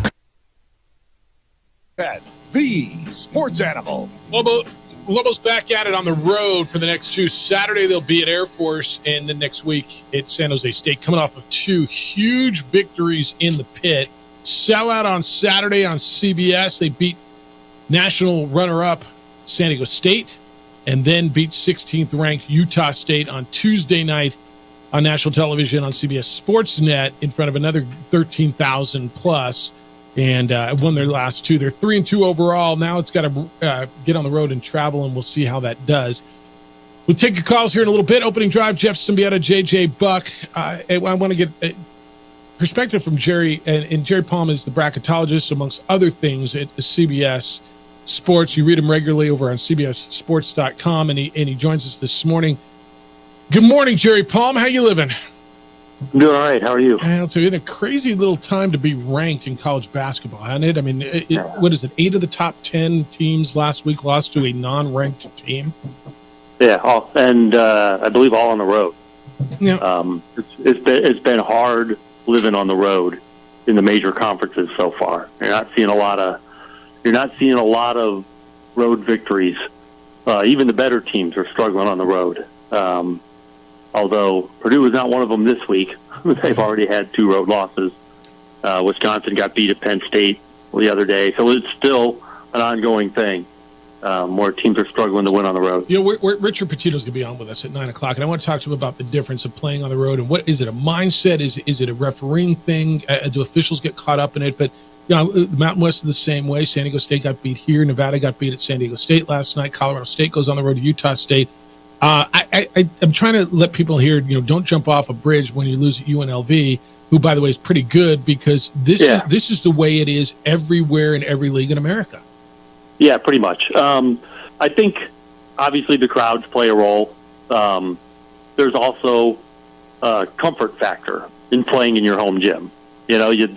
The sight lines are, if you're used to playing in that gym. There's a comfort level with playing in that gym.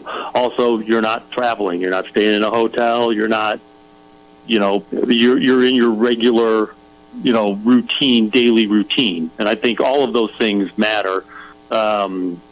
Officiating is probably part of that. I don't know. I've seen home teams get the screws from the refs. So, I just think refereeing is inconsistent. And it's hard. So I don't know if I put too much stock into that. I really just think it's a comfort level playing at home. I don't know. I've never done research on this. Teams that play more games, non-conference road games, true road games. I got to look at New Mexico. They had played 2 true road games before conference. At St. Mary's, they lost, and they won at New Mexico State by 1. Because all the neutral site games, those non-conference road games have really gone by the wayside. Is there something to trying to play a few more of those non-conference, do you think? I would, if I was a coach, I'd want to play at least one road game somewhere. I'd want to be in a road environment, especially if I've got a team that I think is going to be something. Yeah, I think Purdue may have suffered for not playing any road games in non-conference play. They played a ton of really good teams on neutral sites and won all of them. But I might have paid to have a road game somewhere, even if it's, Indiana State or something. Just go play in someone else's backyard. Come out here, man. Come play in the pit. You need to get out here too. I do need to get out there. I don't think Purdue's stupid enough to schedule a non-conference game in the pit. And therein lies the issue, boys and girls. We have this conversation all the time. He's Jerry Palm from CBS Sports with us on the Sports Animal. Well, Jerry, one of the things we saw in football season, it was the farewell of the Pac-12. They did it so good. Not quite the same going on the basketball court. What are you seeing out there in the Pac-12? Yeah, it's basically Arizona and not much else. I mean, Utah's a borderline top 25 team, and that might be all that gets into the tournament. Oregon, Washington State. I've got Oregon in my bracket as the conference leader. I've got Washington State among the first 4 out, Washington a little behind that. And I'm not even seeing where else you're finding potential tournament teams at this point. It's Colorado was supposed to be pretty good. They haven't been terrible, but they just haven't been, living up to the preseason expectation, which, to me always falls on the preseason expectation, unless there's injuries involved. But it just hasn't been a banner year basketball-wise in that league. And yet they still have a team good enough to win the whole thing. And that's Arizona, a team, by the way, that has struggled a bit on the road in conference play, losing at Washington State last week. And giving up 100 to Stanford. I mean, that's one of the most baffling losses. Of all of these big losses away from home, Arizona giving up 100 points to Stanford is just, I can't even imagine. And you look at that in that league, too, Jeff Stoppelganger, Mick Cronin struggling at UCLA. What's going on with the Bruins? Yeah, gosh. I wish I could tell you. I don't know. It's one of the more baffling things to me this season, and I have not had a chance to watch them.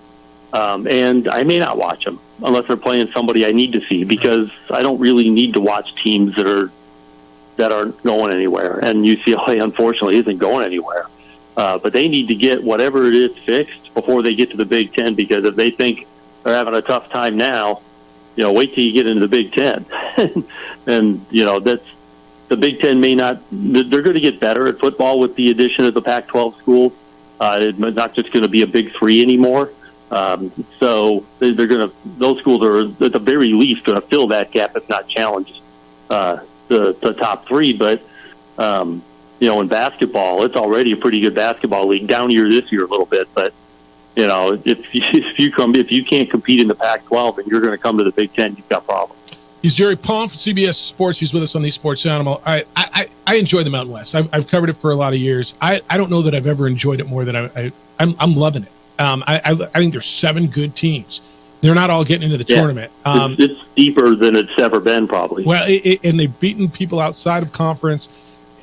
You say, I don't know who the best team is. San Diego State won last night over Nevada. Utah State's been good. Colorado State and New Mexico had 2 huge wins this weekend. And this is going to be, who can win on the road. You got 4 in. Is 4 going to be the number? If I said, about 4, or you think they beat up on each other? I think 4 is a max. I've seen places where they're saying, well, the Mountain West is going to get 6. The Mountain West is not going to get 6. No. They're not enough teams can win enough games and to get 6. But one of the things, I actually wrote this about the Big 12, but it applies to the Mountain West too. There's a lot of bad non-conference schedules among these better teams. Like New Mexico played, they've got 8 quad 4 games now. One's a conference game. So they've played 7 non-conference quad. Now, they're not all home games, but still, you're not giving yourself much of a chance. So they've got 3 top 2 quadrant wins. They're all at home, the 2 last week, and UC Irvine, and that's a good team. So they don't really have bad losses, but if all you've got is some decent home wins and nothing else, and your schedule's not very good, their non-conference schedule ranked around 300, that's kind of a problem. Nevada has got 5 and 7, 10 total non-conference games, quad 3 and 4. They played 4 games total in the top 2 quadrants, and that's a problem. There are big conferences like the Big 12 has got the same problem too, but there's better depth in that league than there is in this league of higher quality NCAA tournament teams. If you've got maybe 1 or 2 teams that are comfortably in the bracket and 3 bubble teams, and they've got non-conference schedules like this, that's going to be a problem. So what do you do? And we've had this conversation here for years. You just said, Purdue's not stupid enough to go to the pit. What do? You've just got to go schedule a couple of non-conference road games and win them. You got to play them. They got New Mexico State twice each year. Typically, New Mexico State helps them. This year, they don't. You got to rely on other teams living up to it. How do you strengthen? Irvine was a good game. It's too bad you didn't play them at their place, but maybe you don't win it. Right. I think that's a good team. And scheduling is as much art as it is science. Right. You need, you might schedule someone. It's much more art in football when you're scheduling games years out. At least in basketball, it's only maybe 1 or 2 years out. So you can have at least a decent idea of the quality of the opponent you're getting. You get lucky, right? Let's just say you commit to the Diamond Head Classic. Pick an MTE, the Diamond Head Classic in 2 years, and what's the feel? It looks good right now, and then you get there, and you don't know. Yeah, But MTEs are usually a good way to, find games against teams that are expected to be reasonable. But, you're probably, I'm not saying you have to go to Mackey. You don't have to go to Mackey. Don't go to Mackey. But, I mean, obviously, you're welcome to come to Mackey. But, you don't have to throw yourself to the wolves like that. But go play at Colorado. Go play at Utah. I mean, those aren't fun places to play, and those are usually good teams. But you don't have to play a ton of road games, but you have to get better opponents on your schedule one way or another, because you can't always count on the league.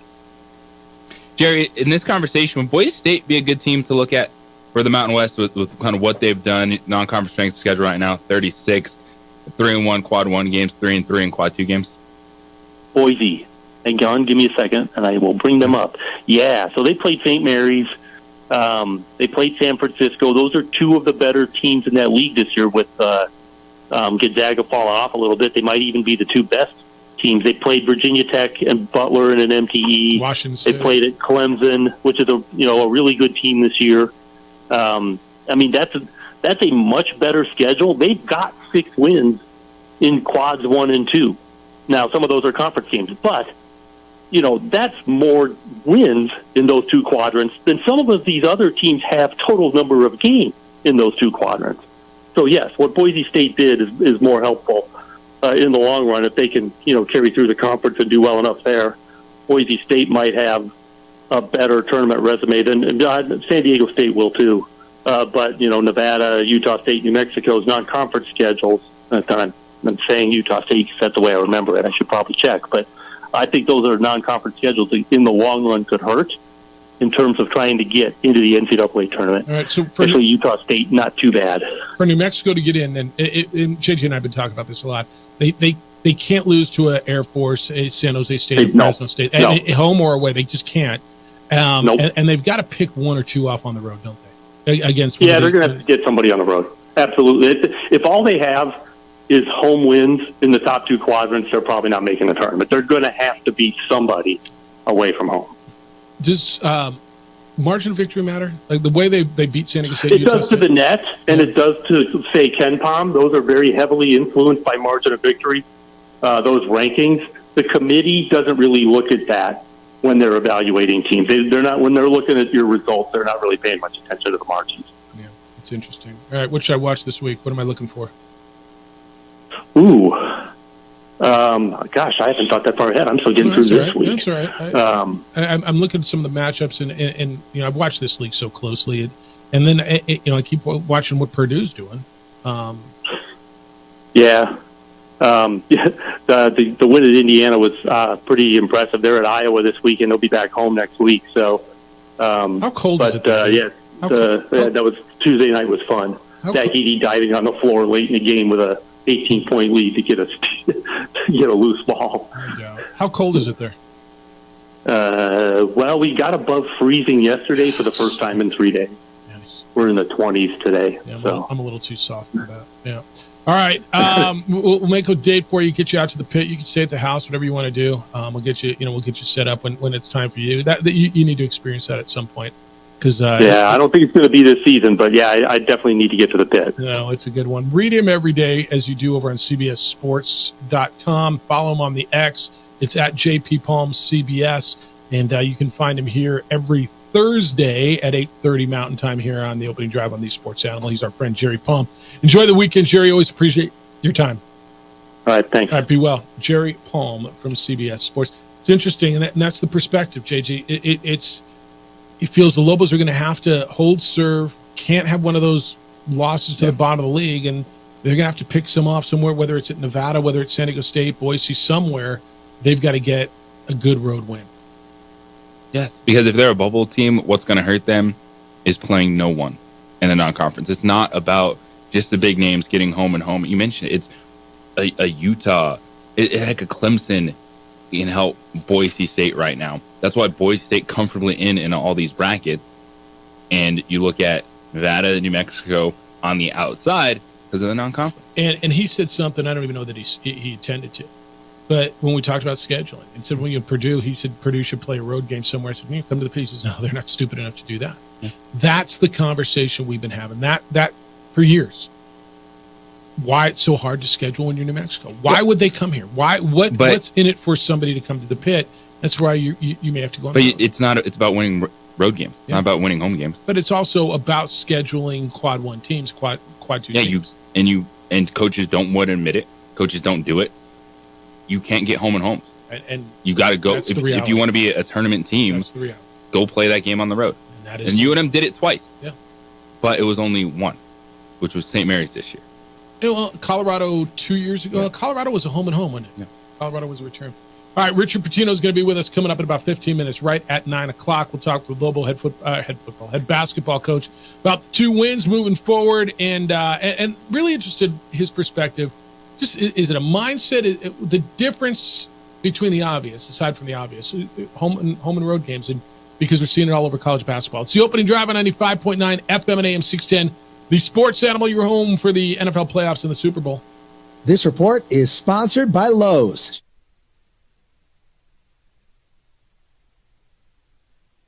We would like to thank the following sponsors for making this broadcast possible.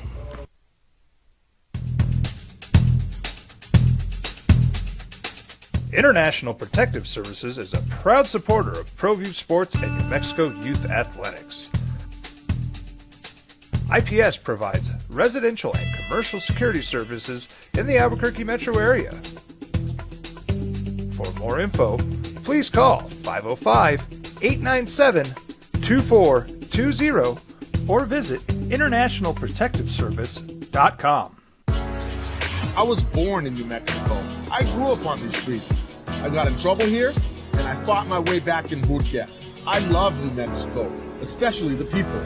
Now I'm using my training, tenacity, and energy to fight for you. I'm Adam Oki, lawyer, fighter, and New Mexican.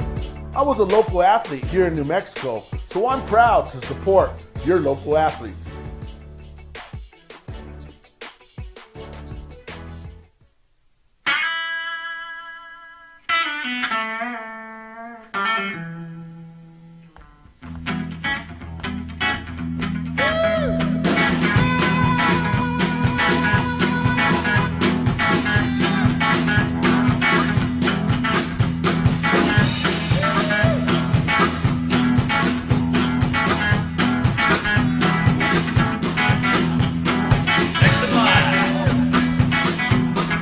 Rudy's is a proud supporter of ProView Networks. Albuquerque's leader in sports is ProView. From pros to prep, all your favorite action.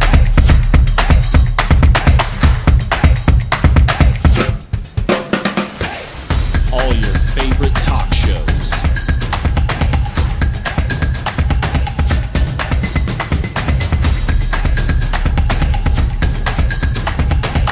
Find it on ProView Networks. Young driver, this one. Hard to get her out. She'd been drinking. This one.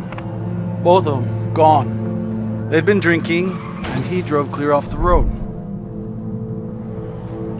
This was my family. Drunk driver hit us. And my wife and our daughter, they didn't make it.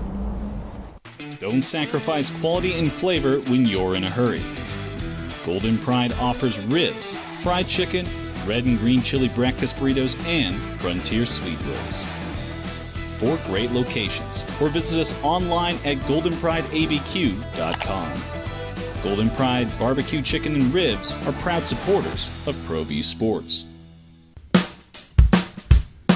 Well, I'm going to the frontier, walk up to the cashier, order up a root beer and a number 1. Cover it with green stuff, 1 scoop is not enough. Find a booth is real tough, back by the Duke. Meet my family, meet my friends in the quirkiest restaurant I have ever been. All of Albuquerque's favorite spot, it's the Frontier Restaurant. The Frontier Restaurant is a proud supporter of ProView Networks. Hi, my name is Daniel Chavez, and this is my business partner, David Chavez. We are the owners of Indeed Safety. Indeed Safety is a local safety consulting company helping our clients with their safety needs for their projects. One of the things we pride ourselves as a construction safety company is helping our men and women in construction get home safe every day to their families. Indeed Safety is a proud supporter of ProView Network.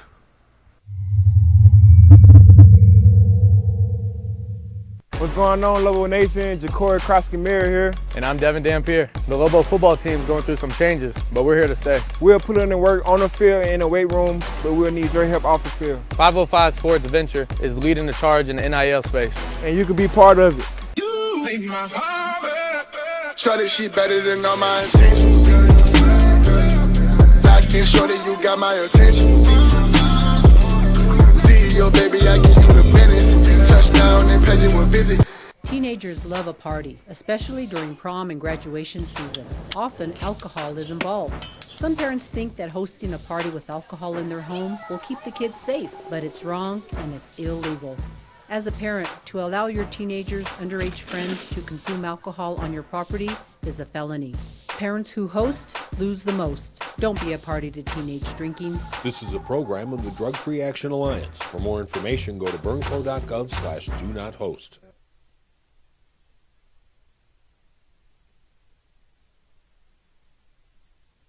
We would like to thank the following sponsors for making this broadcast possible.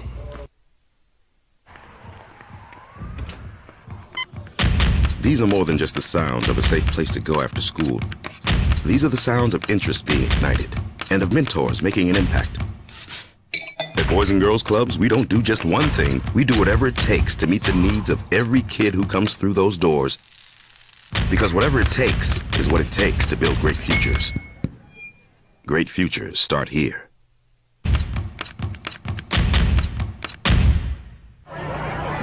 Hey, look! It's Dwight Goodman! Boom! This place is hot. Let's see if anyone needs my help. How about I drive you madman home, huh? I got this, Dwight. I'm the designated driver. Boom. Sweet. Does anyone need Dwight's help getting home tonight? No thanks, Romeo. I've got a taxi all lined up. Drive safe, Dwight. Boom! Boom!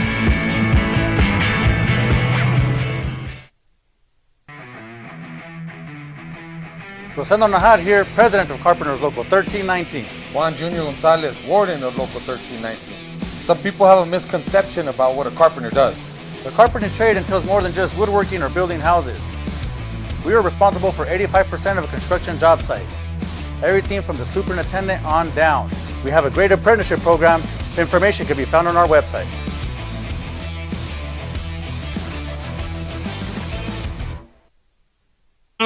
What'd you say about 20 minutes ago? DC, you saw this. The Atlanta Falcons made a little news. They did. It appears that they're going to have a second interview with Bill Belichick this weekend, putting him basically as the front runner now in the eyes of the media and everyone else who writes about this. It seems that he's their number one, and there's not even a close second. All right, and that's fair.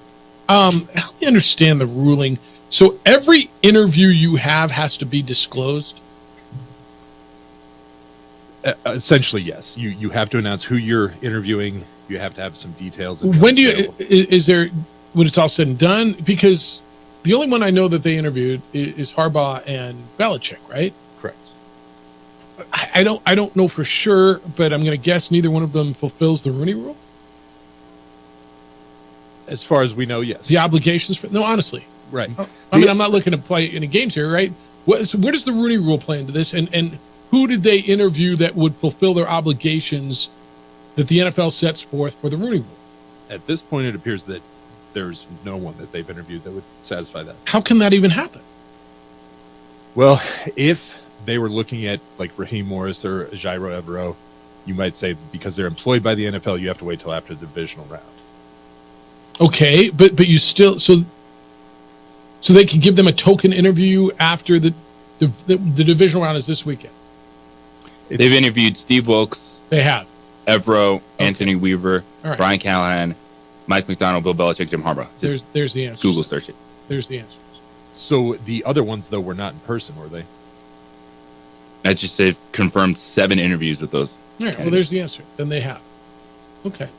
Yeah, that's what he and I were having a conversation off the air about, well, who the only guys I've heard about are those 2. Do you like having to disclose every interview?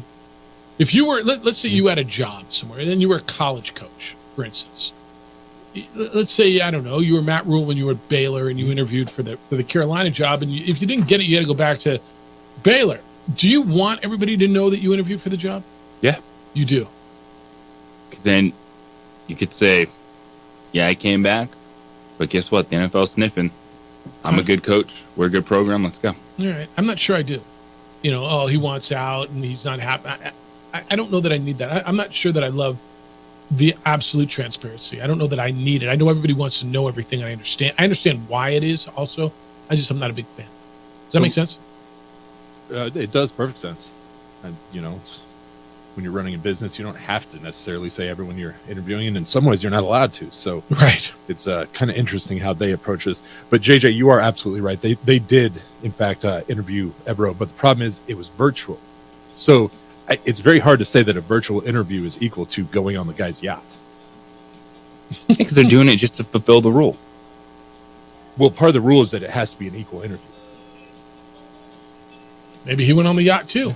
Well, according to the website, it says virtual. So maybe he's going on the yacht next week. Does it say they have to interview in the same chair, the same boardroom, the same have the yacht? same cocktail, the same tea? It does not say that. But it implies, though, that you have to be serious. You can't just, like you said, well, sure. There shouldn't be a token interview. A guy like Ejiro Evero is a legit head coach that deserves the same interview as everyone else. That's really what it means. And that's where this turns into the question marks that appear before it. All right, we're talking hoops. When we come back, Richard Pitino's Global men's basketball head coach. Global's coming off of 2 gigantic wins in the pit. We're going to talk to him about that, move forward, and the difference in mindset playing home and road. It's the opening drive on 95.9 FM and AM 610. The Sports Animal, your home for the NFL playoffs and the Super Bowl.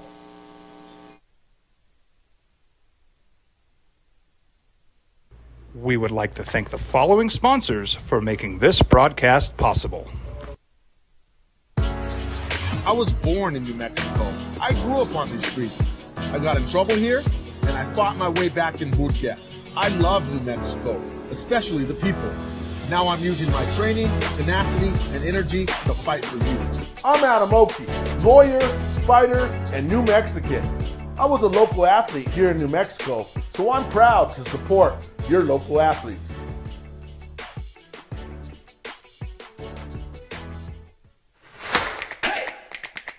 Albuquerque's leader in sports is ProView.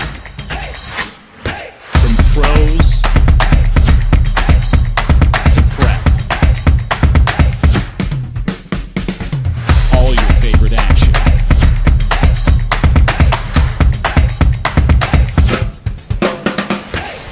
All your favorite talk shows.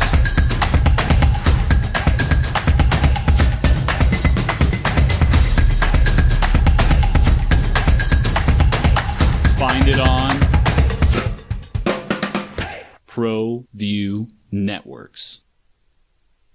Teenagers love a party, especially during prom and graduation season.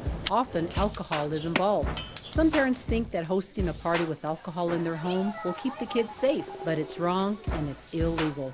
As a parent, to allow your teenagers' underage friends to consume alcohol on your property is a felony. Parents who host lose the most. Don't be a party to teenage drinking. This is a program of the Drug Free Action Alliance. For more information, go to burnco.gov/do-not-host. Rosendo Najar here, president of Carpenters Local 1319. Juan Junior Gonzalez, warden of Local 1319. Some people have a misconception about what a carpenter does. The carpentry trade entails more than just woodworking or building houses.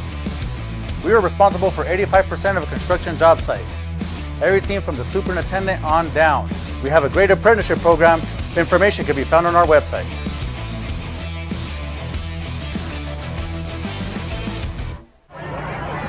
Hey, look! It's Dwight Goodman! Boom! This place is hot. Let's see if anyone needs my help. How about I drive you madman home, huh? I got this, Dwight. I'm the designated driver. Boom. Sweet. Does anyone need Dwight's help getting home tonight? No thanks, Romeo. I've got a taxi all lined up. Drive safe, Dwight. Boom. Boom.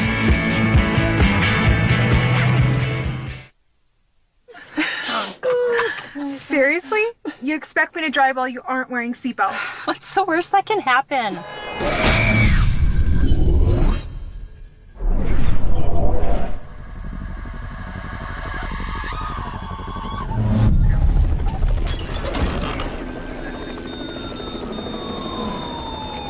Seriously? Buckle up. Okay. Thank you.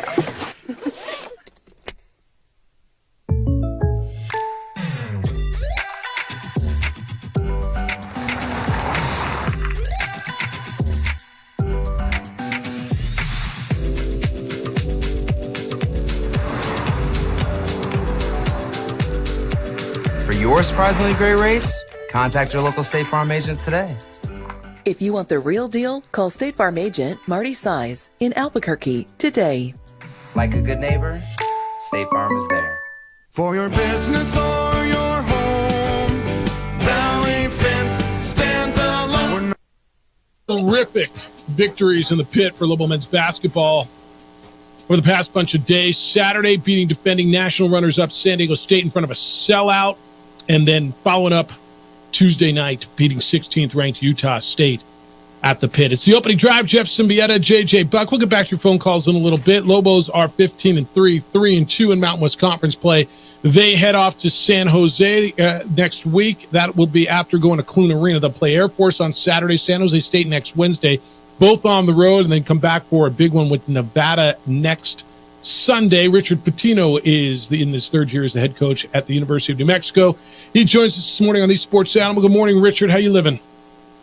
Doing great. Appreciate you having me. I appreciate you spending some time. What clicked the last couple of games? It felt to me, I don't know if it's continuity, if it was some familiarity. You finally had your full complement of players together and healthy. From your perspective, what clicked the last couple of games? Well, I think both were obviously big moments, and we delivered in those big moments. You know, to have San Diego State, who obviously has been the class of this league for a long time, on national TV in front of a sold-out crowd. Our guys took that moment head on. The effort, the energy, the ferociousness of blocking shots, getting deflections, all those things was phenomenal. And then I was a little bit concerned with maybe an emotional letdown because it wouldn't be a sellout. I thought the crowd Tuesday night might have been even better than Saturday, and that's not to take away from Saturday. And I just thought our guys fed into that emotion of the pit in front of our fans.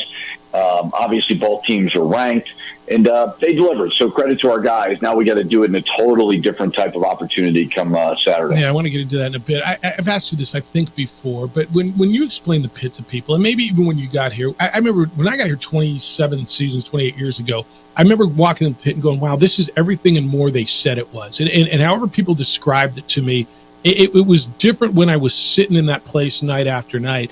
When you describe it to people, how do you describe it? And is it even more different? I mean, when you got here, you talked about the building. Is it different than you even thought it was now 3 years later? Yes, it is different. I don't think our fan base has any type of entitlement to them. I don't think they're coming to these games because they want it's trendy and they want it to be cool. Like, I think our fan base comes because they want to impact the game. I think our fan base comes because maybe their grandparents brought them when they were younger. It is a total community family affair. And, our students, people had said, I remember when I first got the job that, students don't come to the games anymore. Like, our student section Tuesday night was amazing.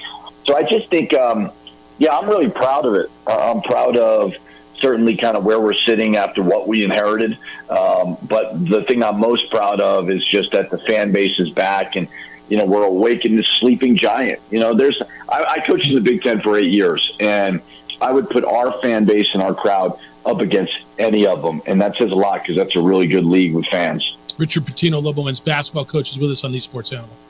Richard, how do you see the players react to it? The good and the bad, the moments of your team when that place is on fire, you guys are rolling, and then how it can even affect opponents in a game when they start to feel that pressure. You know, when I decided to take this opportunity, Minnesota was great, but I didn't feel that there was a community standard to the program. Like, I think there was pockets, but it's a bigger city, certainly.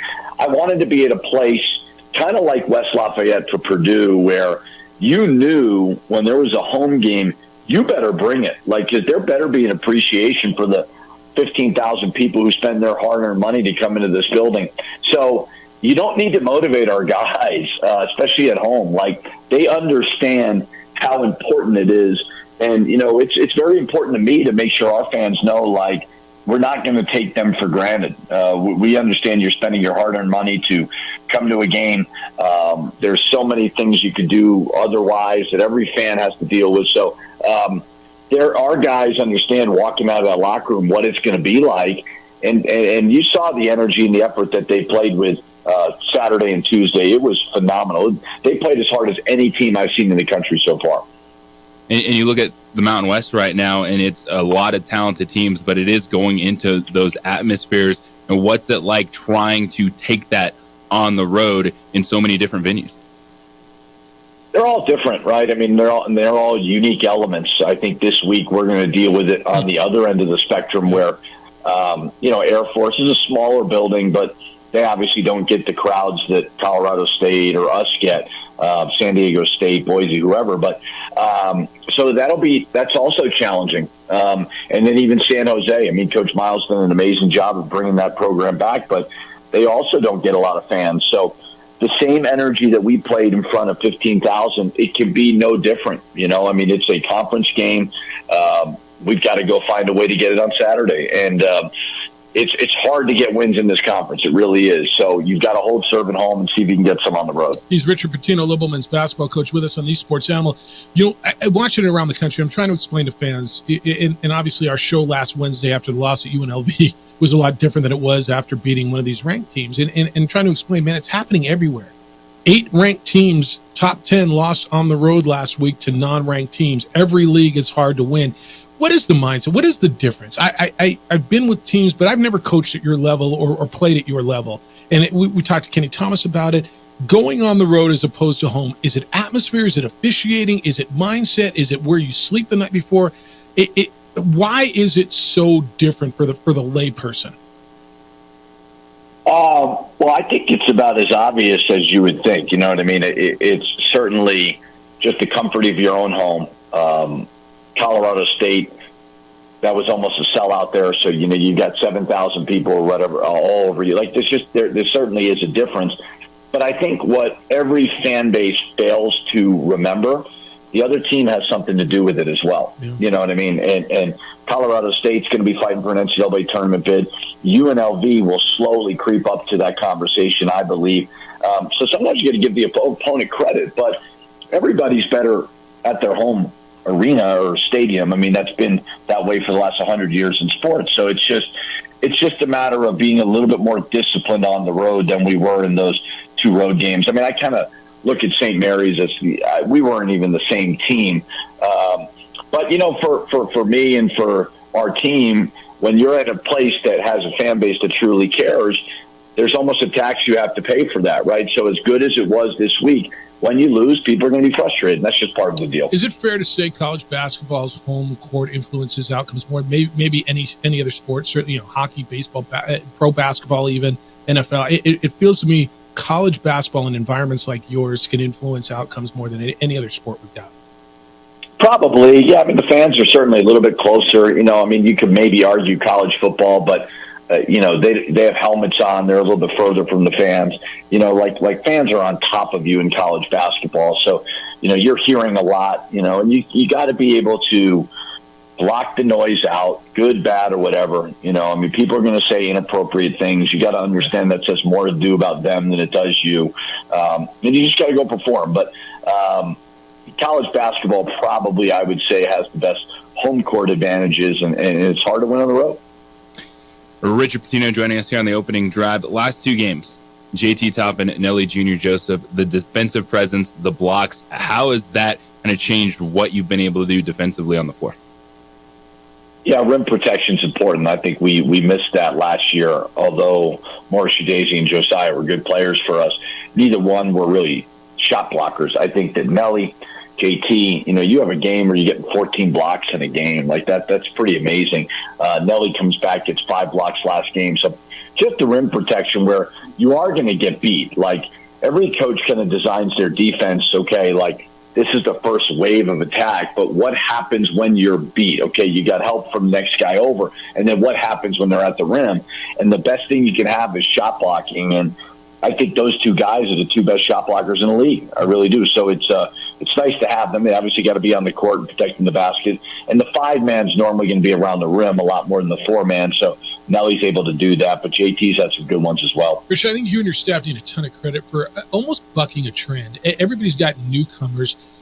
Not everybody's got impact freshmen the way you do. And the 2 guys that you've got, you talked about Toppin, but what True Washington's doing as well. Impact freshmen is not as common as maybe it was a couple of years ago because everybody's in the portal. And when you're out there, did you, have any idea they were going to have this big of an impact? Because everybody's recruiting the portal to get better immediately. You got 2 freshmen who have helped you get better immediately. Yeah, that's kind of the decision that every coach has to make when they're putting together a team. I think that we are in a very impatient profession. Every coach is. It's become even more impatient now because nobody wants to build it from the ground up. Fan bases are not going to be patient anymore because of the transfer portal. And you can. I mean, you look at Utah State. Utah State's got all new players. Now, they had 2 players that were in the program that were redshirting who are starters, so they were at Utah State. But that is a good team. Like, that is a talented team. That first 5 is as talented as any team you're going to go against.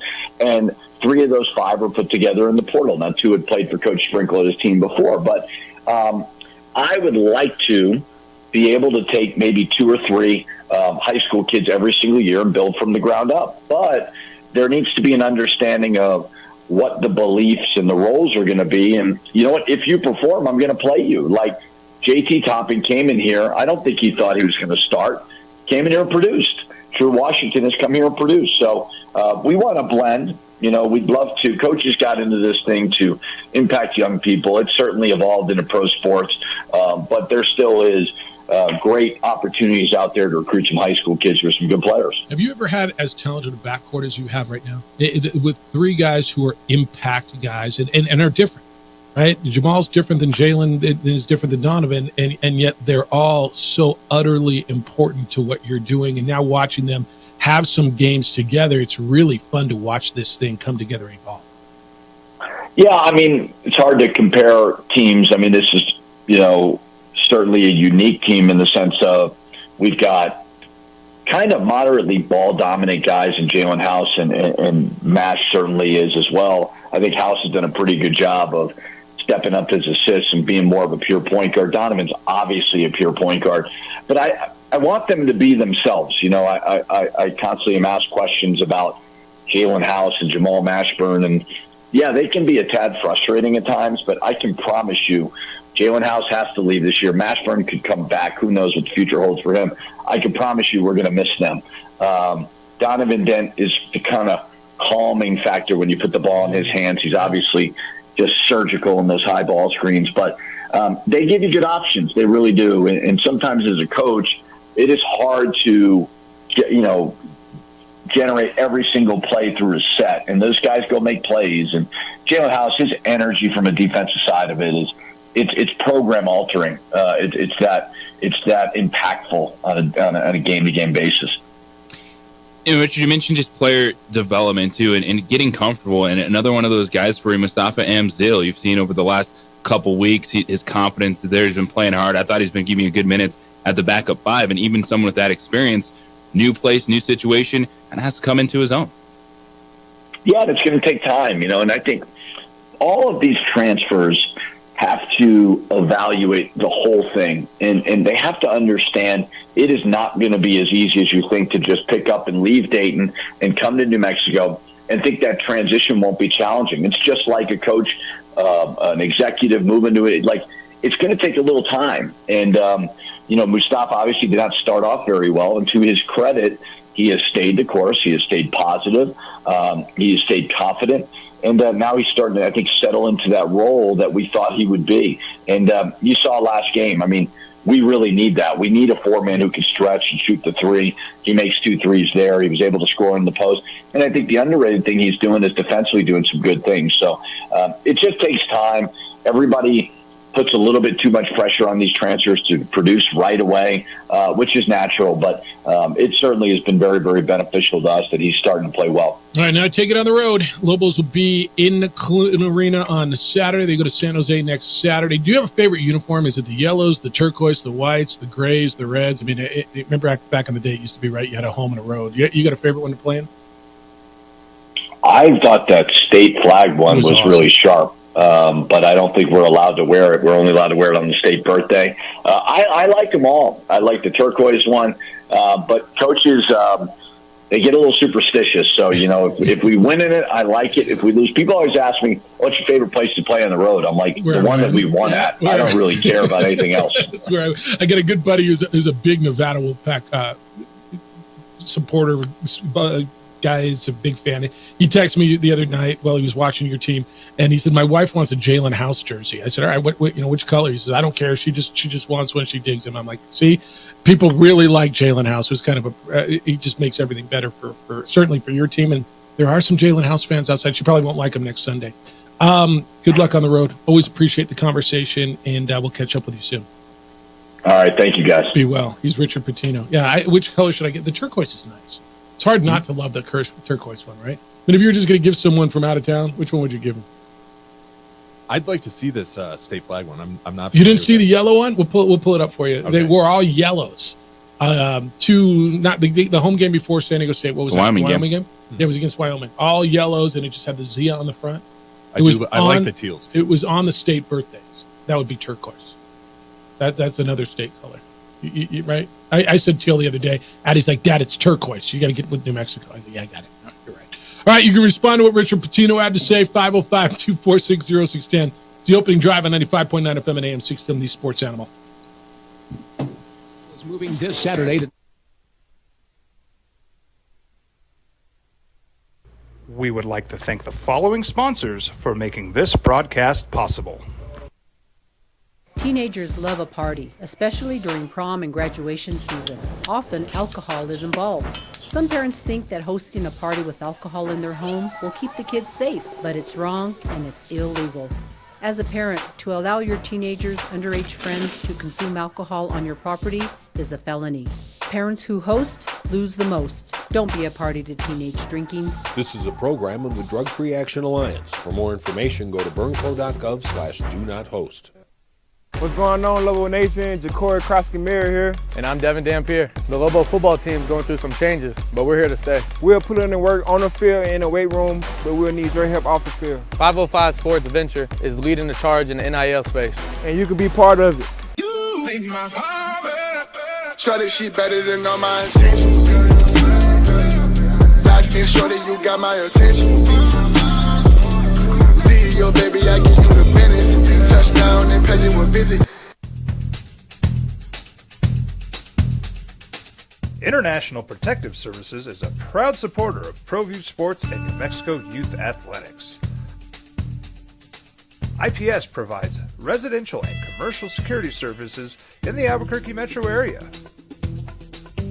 For more info, please call 505-897-2420 or visit internationalprotectiveservice.com.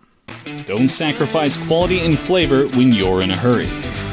Golden Pride offers ribs, fried chicken, red and green chili breakfast burritos, and Frontier sweet rolls. 4 great locations, or visit us online at goldenprideabq.com. Golden Pride Barbecue Chicken and Ribs are proud supporters of ProView Sports. We here at Clark's Pet Emporium welcome you to bring in your pets. We know that having your pet with you makes the experience of shopping for them even better.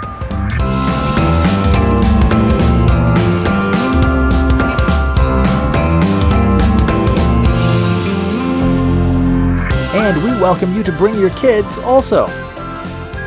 Clark's Pet Emporium, your pet's second best friend.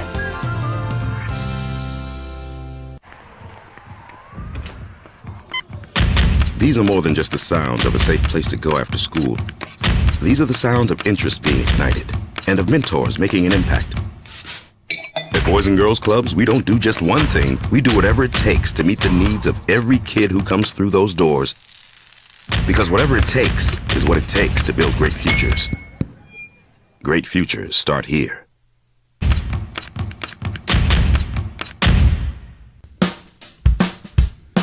Well, I'm going to the frontier, walk up to the cashier, order up a root beer and a number one. Cover it with green stuff, one scoop is not enough. Find a booth is real tough, back by the Duke. Meet my family, meet my friends in the quirkiest restaurant I have ever been.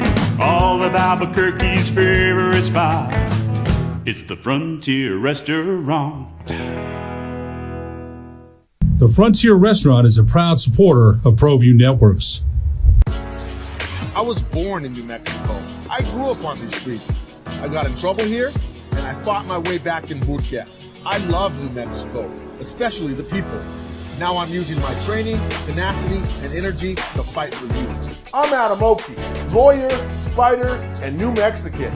I was a local athlete here in New Mexico, so I'm proud to support your local athletes.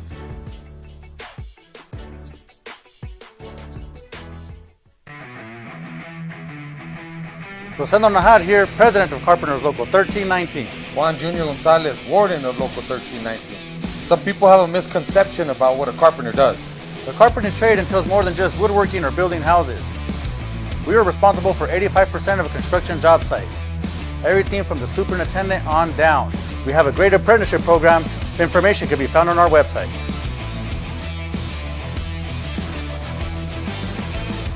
Hi, I'm Steve Stucker here for Dr. Robert Melendez and the Juliet Eye Institute. You may remember me like this, but no more. The glasses are gone. I tossed them months ago because of a brand new procedure from Dr. Melendez known as RLE, Refractive Lens Exchange. The latest technology, the best eyesight I've ever had in my life, and you can check it out by clicking on the link in the description right here. So it was like, wait, Wyoming's playing, but they're not wearing it. It was really confusing, which I understand. But yeah, those are fire, huh? Those are very sharp. Yeah, and the turquoise ones are good too. I mean, then then there's the cherry and the silver and the whites, and you got to have 5 of them these days, don't you? At least. Where's the city kit and the state? When do they get a state kit? Is the yellow one? Yeah, yeah. Kit is what yellow. am I talking about? Yeah. We have that. Yeah. We call them kits in basketball. Is that what we're doing? We're soccerfying basketball. They're kits now. I don't know what they're called. I was watching a Big East game last night before the Aztec game, and the guy showed me the table, and I'm like, you got to stop. Like, those are the standings. You're soccerfying college basketball. Like, people, I'm guarantee you people were going, table? Come on now. I mean, soccer. That's okay. It's a table. No? Are they kits? Or? I'm trying to think of what a better term would Sometimes be. you just say something. Yeah, sometimes it just... and you're not trying to do anything else other than a word. No, comes you're out of your mouth. soccerfying it. See, I know what you're doing here. I know what you're doing. Where does the term kit come from? European soccer. Why is that called a kit? Just, I'm curious. I honestly don't know. I guess uniform wasn't good enough. Fair enough. I get outfit checks from my kid all the time. I get fit. I'm just curious. All right. Honestly, she's probably got a better answer than all three of us combined. Promise. Yeah. She's smarter than all of us, too. Yeah, it's a true story. Promise. The comment, the answer about playing on the road, JJ, it was, I guess what you expect. There's no easy answer to why, because if someone had the easy answer, they fix it, right? Why is it so much tougher to play on the road? Do you disagree with me? College basketball sways, and I would love to see the data on this, the percentage of teams that win at home as opposed to any other sport. It feels to me home court in college basketball more than any other sport we have sways it. Baseball doesn't matter. Hockey certainly doesn't matter because, I mean, you look at the results in the postseason, they sure don't matter. The NFL, teams are always going to be better at home. Understood. Yes. And the thing with college basketball, college athletics is we are transfer portal, guys come from other places. They're still young adults, but they're not professionals yet, even though everyone's like NIL, this or that. And it's everything that goes into it. I will say, let's see what happens because the Lobos lost at Colorado State and UNLV. If they're down by 20 points at Air Force or San Jose State, then we can have a different road conversation. Well, I just think it's proven everywhere, though. My point is look at the top. Purdue going to lose to Nebraska. You're going, wow. How does that happen? Well, it's college basketball. It's the road. And I'm not telling you, it's not an indictment on anything. To me, it's a fact that college basketball is the most influenced home court than anywhere else, right? I mean, baseball is the only one with a competitive advantage. You get last, you hit the bottom of the inning because somebody has to, but everything else is timed, right? So, I mean, you're playing on the same side. Baseball's got a different size field too. It's the only one with different size other than golf. You're playing on different dimensions every week, but you got the same size field, the same, everything theoretically is the same other than the crowd, and you're traveling. And I think a lot of it too is what Jerry Paul mentioned when we were discussing non-conference schedules is teams don't play on the road. And so when you go play good teams in conference on the road, you're going to lose those games. Yeah. And I had that, I wanted to get into it. We just ran out of time with Richard. And that's a whole nother conversation, the scheduling thing, right? And we've talked to him about that before. We've talked to every Lobo coach who's been here that I remember since Dave Bliss. Air Force about scheduling in the pit and how do you do it? Air Force is the only team with a losing record at home in the Mountain West Conference. Okay. What's their overall record, Air Force? Air Force is 7-9. Okay. So this is a game where, I mean, you've got to go in there. You have no choice, right? Mm-hmm. This is one of those where, and then this is where it kind of all fell apart last year was at Air Force. They got beat up there, and you're like, okay, man, we're starting to think. The mindset literally went from absolutely into the NCAA tournament. And at some point, they were as high as like a 5 or 6 seed, I want to tell you, to they may have to win 3 games in Vegas, to holy smokes, they may have to win 4 games in Vegas, right? That was also game 3 of a 4-game losing streak. And House out in the Air Force game? They lost at Utah State, to Nevada, at Air Force, and then came back and lost to Wyoming. And the Air Force one was a tough one. Yeah, both Air Force losses were really, really tough last year. Yeah, Air Force is 0-4 in conference play. Took Colorado State to overtime the other night, though. They've lost 7 in a row. Best win on the year for them is probably, what, Portland? I mean, you got to go up there and take care of business, right? You are better than them. You are better than this team. What will the spread be here? New Mexico by about 7.5? On the road? Yeah. Does that sound about right? You won't get it till Saturday, but is that about right? This is when you just got to go up and take care of business. This has got to be a business trip. You're going up there, totally different arena. It's a hockey arena, so it's colder because they play hockey in there. The crowd won't. I mean, what are they going to have? 4,000 people, maybe? No. 2,400 people, right? So not nearly the energy. You're going into the 2 quietest gyms in the league right now. Fresno State might be up there too. Yeah, Fresno State is in that conversation. Yeah. But as far as some of the great atmospheres that you have in this league. Yeah, Fresno State, though, that's the problem when you go in there and there's no one there. It's a void because it's huge. Yeah. San Jose State's a gym. Doesn't feel as bad when you're at Clune Arena. Clune's not tiny, but Save Mart Center is like a little NBA arena. Mm-hmm. Yeah. And when looking around, just like, goodness. Yeah, and it'll be interesting to see what Arena Auditorium is like. All right, 505-246-0610 if you want to get in on that, 888-922-0610. But I thought it was really interesting conversation with Richard, what he had to say about the road and his guards coming together, right? They're all different, but he's just letting them do their thing, and I think he's handling this well. The other thing that I really liked was the answer on the freshmen. JJ, everybody's recruiting the portal, and not everybody. I mean, how many other impact freshmen? UNLV's got one, but there's a lot of impact newcomers. not a ton of impact freshmen like New Mexico's got. I credit him and that staff for going out and finding True Washington and JT Toppin.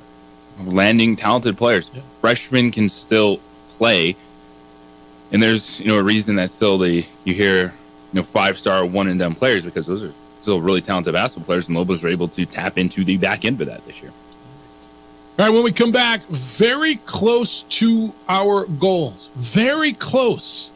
And that's why the Cowboys are staying their course. Are they really very, very close to their goals? It's the opening drive on 95.9 FM and AM 610, the Sports Animal, your home for the NFL playoffs and the Super Bowl. The Jim Rome Show.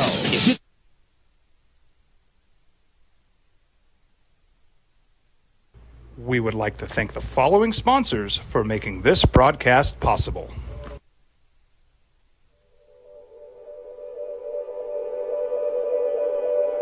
We aren't all born with the same opportunities. But it's the people who care that change everything. Get ready, Sprout, get ready! My coach. My teacher. My older sisters. My grandma. My brother. My tutor. My dad and my mom. As New Mexicans, it's up to all of us to do our part. So that no child goes without love. And no family has to do it all on their own. They're all our children. Every single person is called to make a difference in the life of a child. It's up to all of us to do our part. To pull together. Pull together. Pull together. To make New Mexico the best place to be a kid.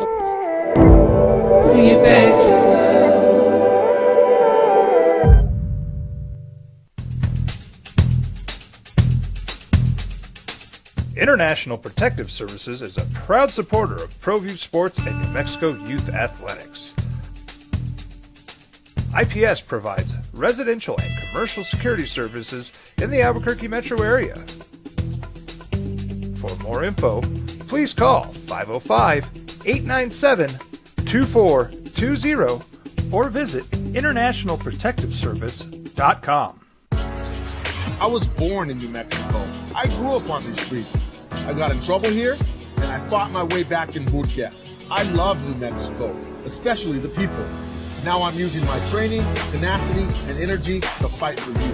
I'm Adam Oki, lawyer, fighter, and New Mexican. I was a local athlete here in New Mexico, so I'm proud to support your local athletes.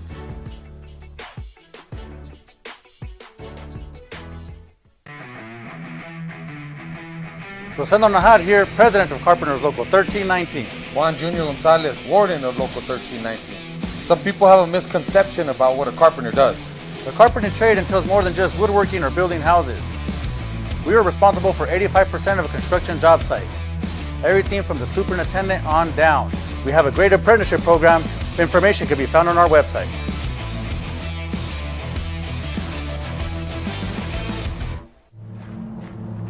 Young driver, this one.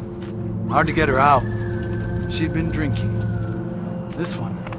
Both of them gone. They'd been drinking, and he drove clear off the road. This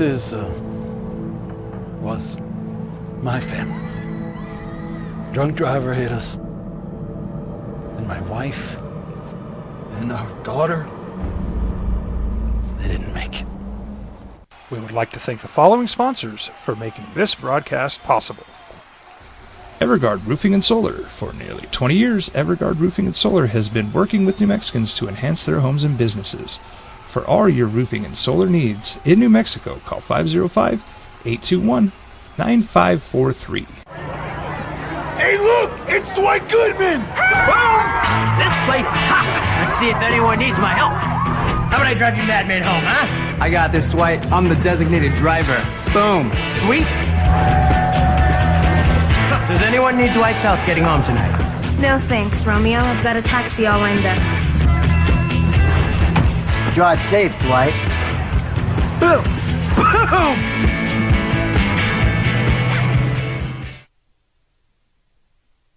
Boom! Where does he dock his yacht, Arthur Blank? Any idea? But he will do a second interview as they move forward in figuring this thing out. So that sounds like where this is going, huh? Belichick to Atlanta sounds pretty real, doesn't it? Sounds where everything's pointing. 505-246-0610 if you want to get in. All right, Cowboys are, in their words, very close to achieving their goals. Hence, they will retain Mike McCarthy as the head football coach for next season. They announced that yesterday in a team statement issued by Jerry Jones. Quote, I believe this team is very close and capable of achieving our ultimate goals, and the best step forward for us will be with Mike McCarthy as our head coach. It went on and said a lot of stuff. Are they that close? If their goal is to get to the NFC Championship game, I guess they're relatively close. If their goal is to get to the divisional round, they're close. If their goal is to win a wild card round, they're close.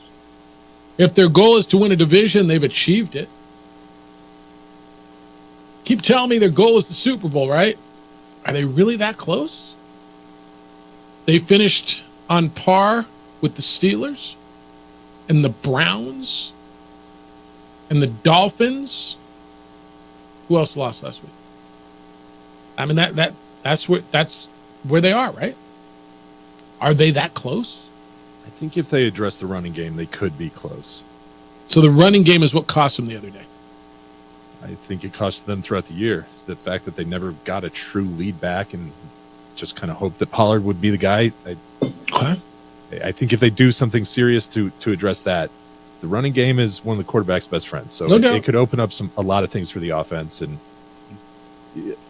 that's my thought process. If they're saying we're close, then I think that's what they're addressing is the running game. Are they close? It was everything in that game for the Cowboys. It was the poor play of Dak Prescott, a defense that was shredded by Jordan Love. And if you look at that defense, Michael Parsons got to be better. We talk about him as one of the best defensive players. When was the game this year that you looked and said, Michael Parsons was the difference? Deron Bland with the interceptions, they'll get Diggs back from injury, so they should be set at cornerback. But you need to see more out of Michael Parsons as being that difference maker. I know teams plan to take him away. Right? That's what they do. But I see Myles Garrett making an impact and TJ Watt making an impact. You're going to need more from your star on the defensive end next season. And really, we saw a good Dak Prescott cut the interceptions down, only threw 9 interceptions, big playmaker with CeeDee Lamb. So I get how Jerry Jones could talk himself into the bases there. Let's add some seasoning to it and move forward. But we are all looking at 28 years of Jerry Jones and that team not getting to the NFC Championship game, not getting to the Super Bowl, and saying, well, it's not going to change because it's the same. Reality is reality, right? Terry, good morning. You're on the Sports Animal. Hello, Terry. Good morning, Jeff, JJ, DC.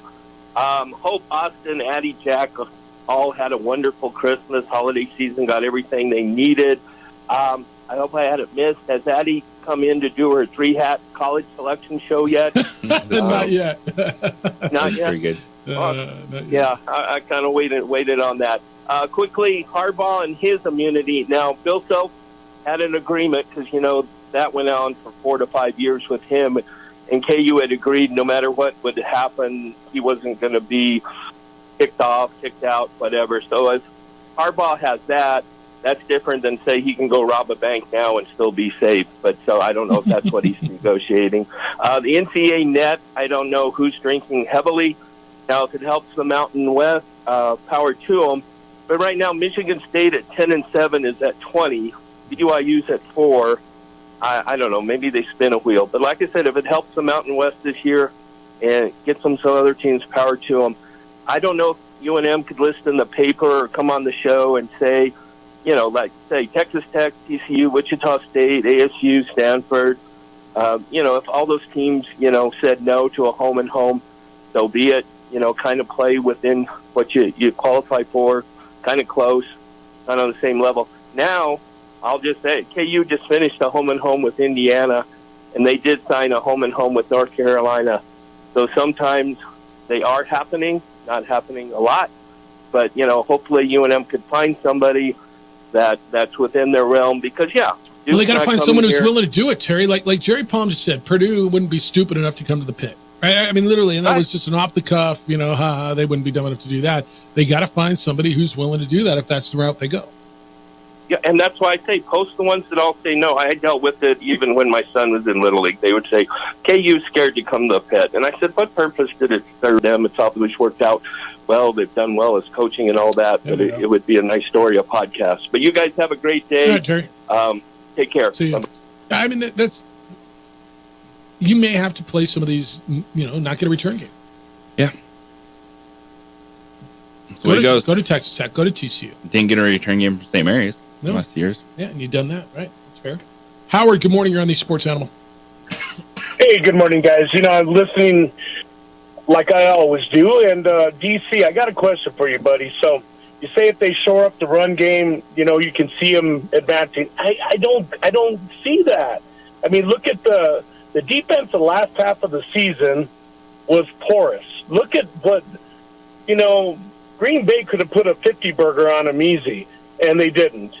I mean, I think the defense has a lot of questions, and I still think Dan Quinn has lost his charm for, head coaching positions. I think there's a lot of work to do on that Dallas team.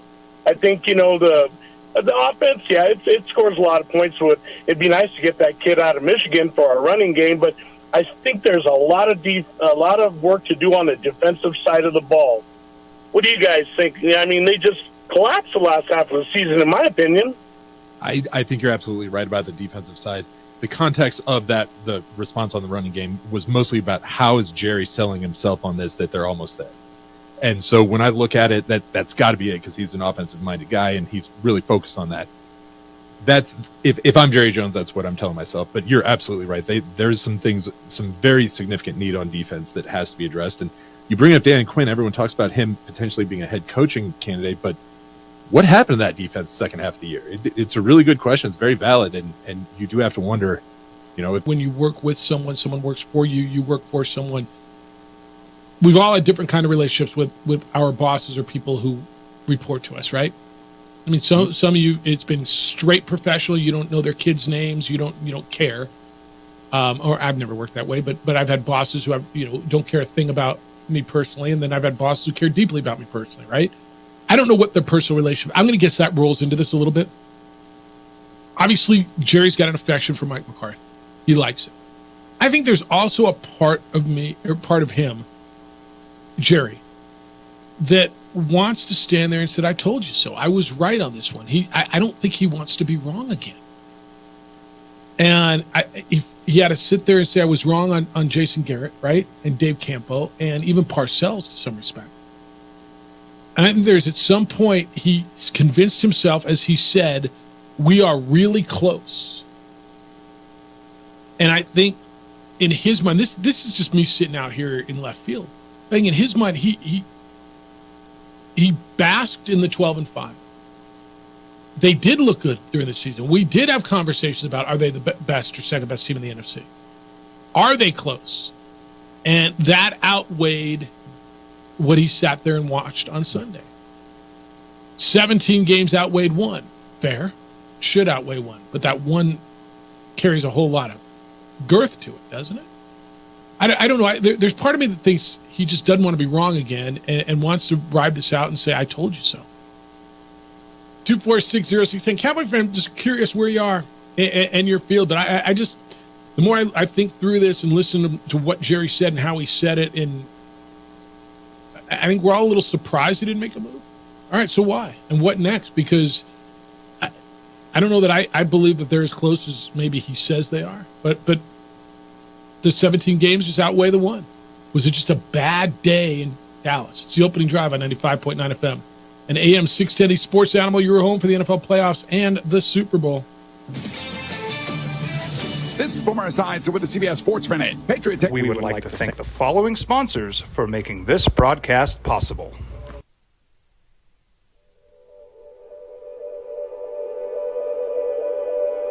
We aren't all born with the same opportunities.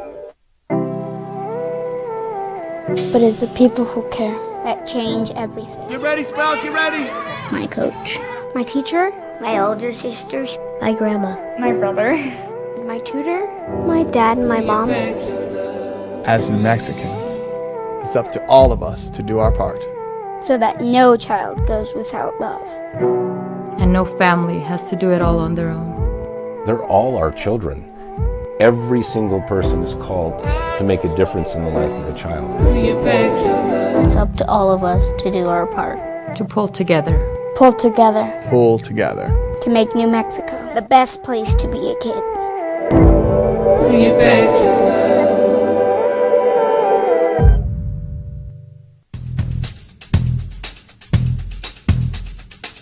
International Protective Services is a proud supporter of ProView Sports and New Mexico Youth Athletics. IPS provides residential and commercial security services in the Albuquerque metro area. For more info, please call 505-897-2420 or visit internationalprotectiveservice.com. I was born in New Mexico. I grew up on these streets. I got in trouble here, and I fought my way back in boot camp. I love New Mexico, especially the people. Now I'm using my training, tenacity, and energy to fight for you. I'm Adam Oki, lawyer, fighter, and New Mexican. I was a local athlete here in New Mexico, so I'm proud to support your local athletes.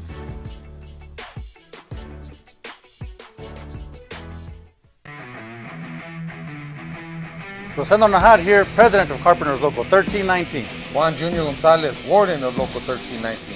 Some people have a misconception about what a carpenter does. The carpentry trade entails more than just woodworking or building houses. We are responsible for 85% of a construction job site. Everything from the superintendent on down. We have a great apprenticeship program. Information can be found on our website.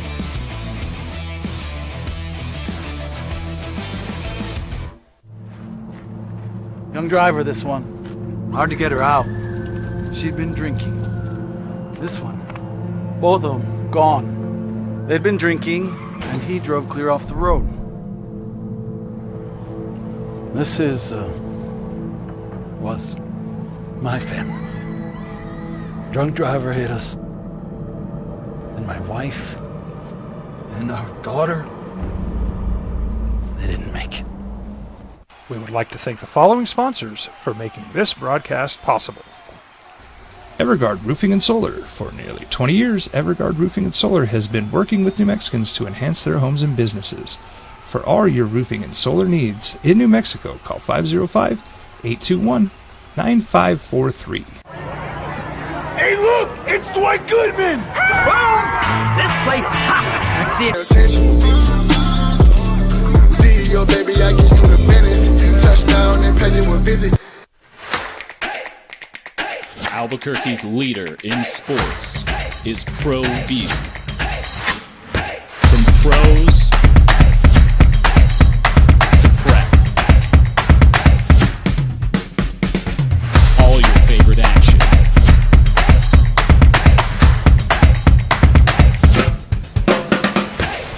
All your favorite talk shows.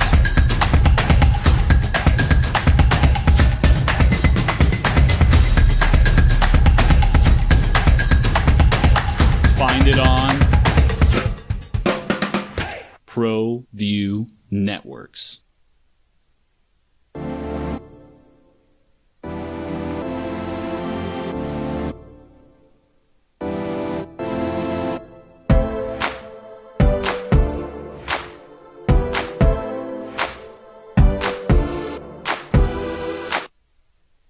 Youngest team in the NFL. I mean, if that doesn't warrant firing, I don't know what does. But no, of course he's not going to fire him, because a lot of what you said is, as I agree with too, is he doesn't want to admit he's wrong. And then on top of that, Jerry Jones spends money on himself. In other words, he built a big stadium, but it's a homage to himself. He don't want to pay big money to a new coach and then the final year of the old coach. And then he got outmaneuvered by the quarterback who does have deer in the headlights play on big games. He's scared. You can see him jumping. You can see his nerves when it comes to the big games. And like they said, when his first option isn't open, he's scared. Some guys rise to the occasion under pressure, and he just shrinks. And he's always going to shrink. We've seen it every year. Yeah, he put up big stats. Look at 400 and something yards.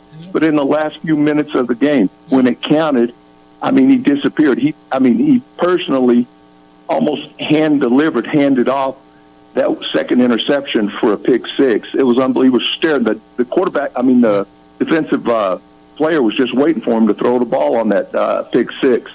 I can't stand it anymore. I mean, I'm old enough to remember the Cowboys when they were good the first time, and I'm talking prior to the Super Bowls, to Green Bay.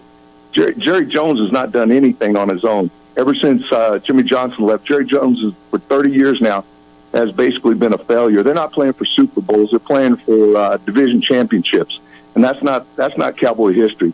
But they're never going to win another thing as long as he's in charge. He's just got to go.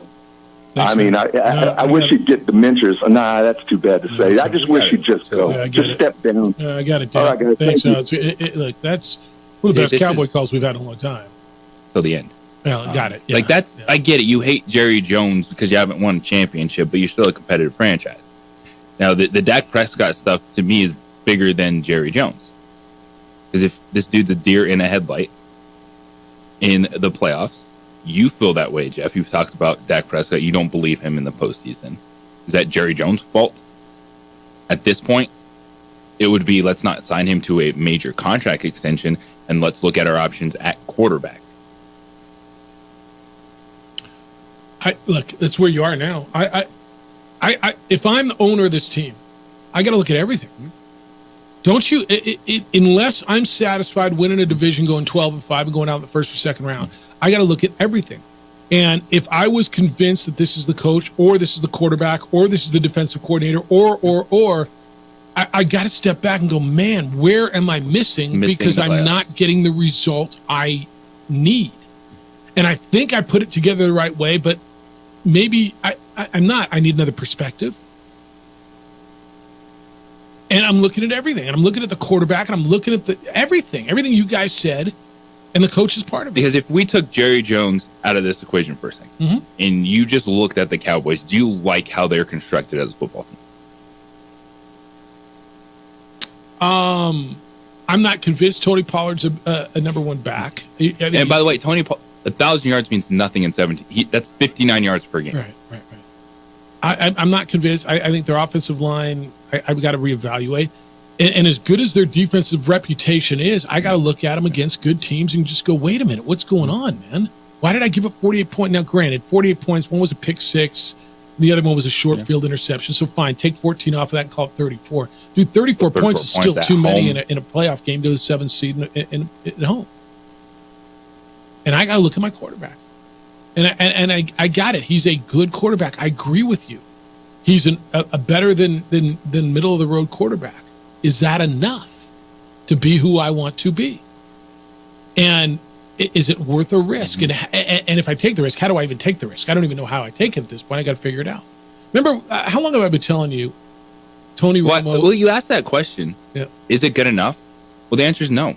Because as long as Patrick Mahomes, Josh Allen, Joe Burrow are in this league, how do I get one? Then are we firing all these quarterbacks every year because they're not one of those guys? Well, but after 8, are you? No, not every year. No, I've given my guy time to develop into that. No, I'm not firing Trevor Lawrence yet. But I've given my guy 8 years. I know what I got.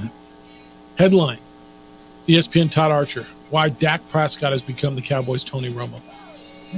They're the same quarterback. It says, how long have I been telling you that? Thanks to Richard Pitino and Jerry Palm. Both are with us today. Both of those are up on our podcast if you want to hear them again. Jim Rome Show is next. The Herd with Colin Cowards after that. 2 Men Ons here at 4. We're back with award-winning radio tomorrow, 7 a.m. Anything I missed? Adrian, great work on the visual side. DC, terrific job. Big day for you, huh? Huge day. Enjoy it. Be good to each other, please. Be kind, loving, caring, and sharing. We'll smell you tomorrow.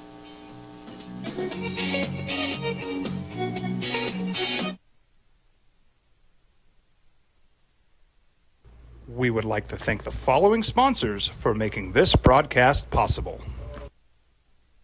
Don't sacrifice quality and flavor when you're in a hurry. Golden Pride offers ribs, fried chicken, red and green chili breakfast burritos, and Frontier sweet rolls. 4 great locations, or visit us online at goldenprideabq.com. Golden Pride Barbecue Chicken and Ribs are proud supporters of ProView Sports. We would like to thank the following sponsors for making this broadcast possible. Everguard Roofing and Solar. For nearly 20 years, Everguard Roofing and Solar has been working with New Mexicans to enhance their homes and businesses. For all your roofing and solar needs in New Mexico, call 505-821-9543.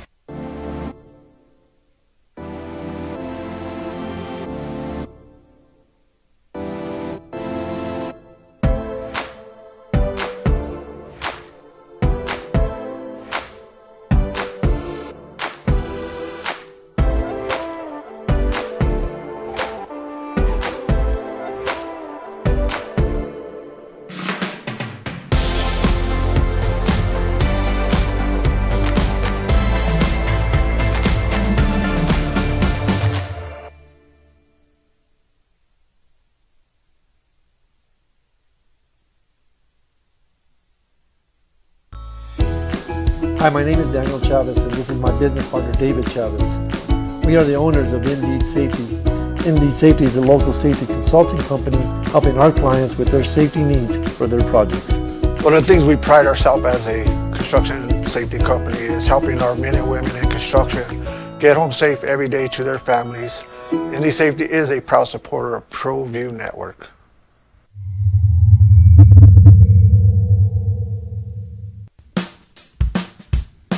Well, I'm going to the frontier, walking to the cashier, order up a root beer and a number one. Cover it with green stuff, one scoop is not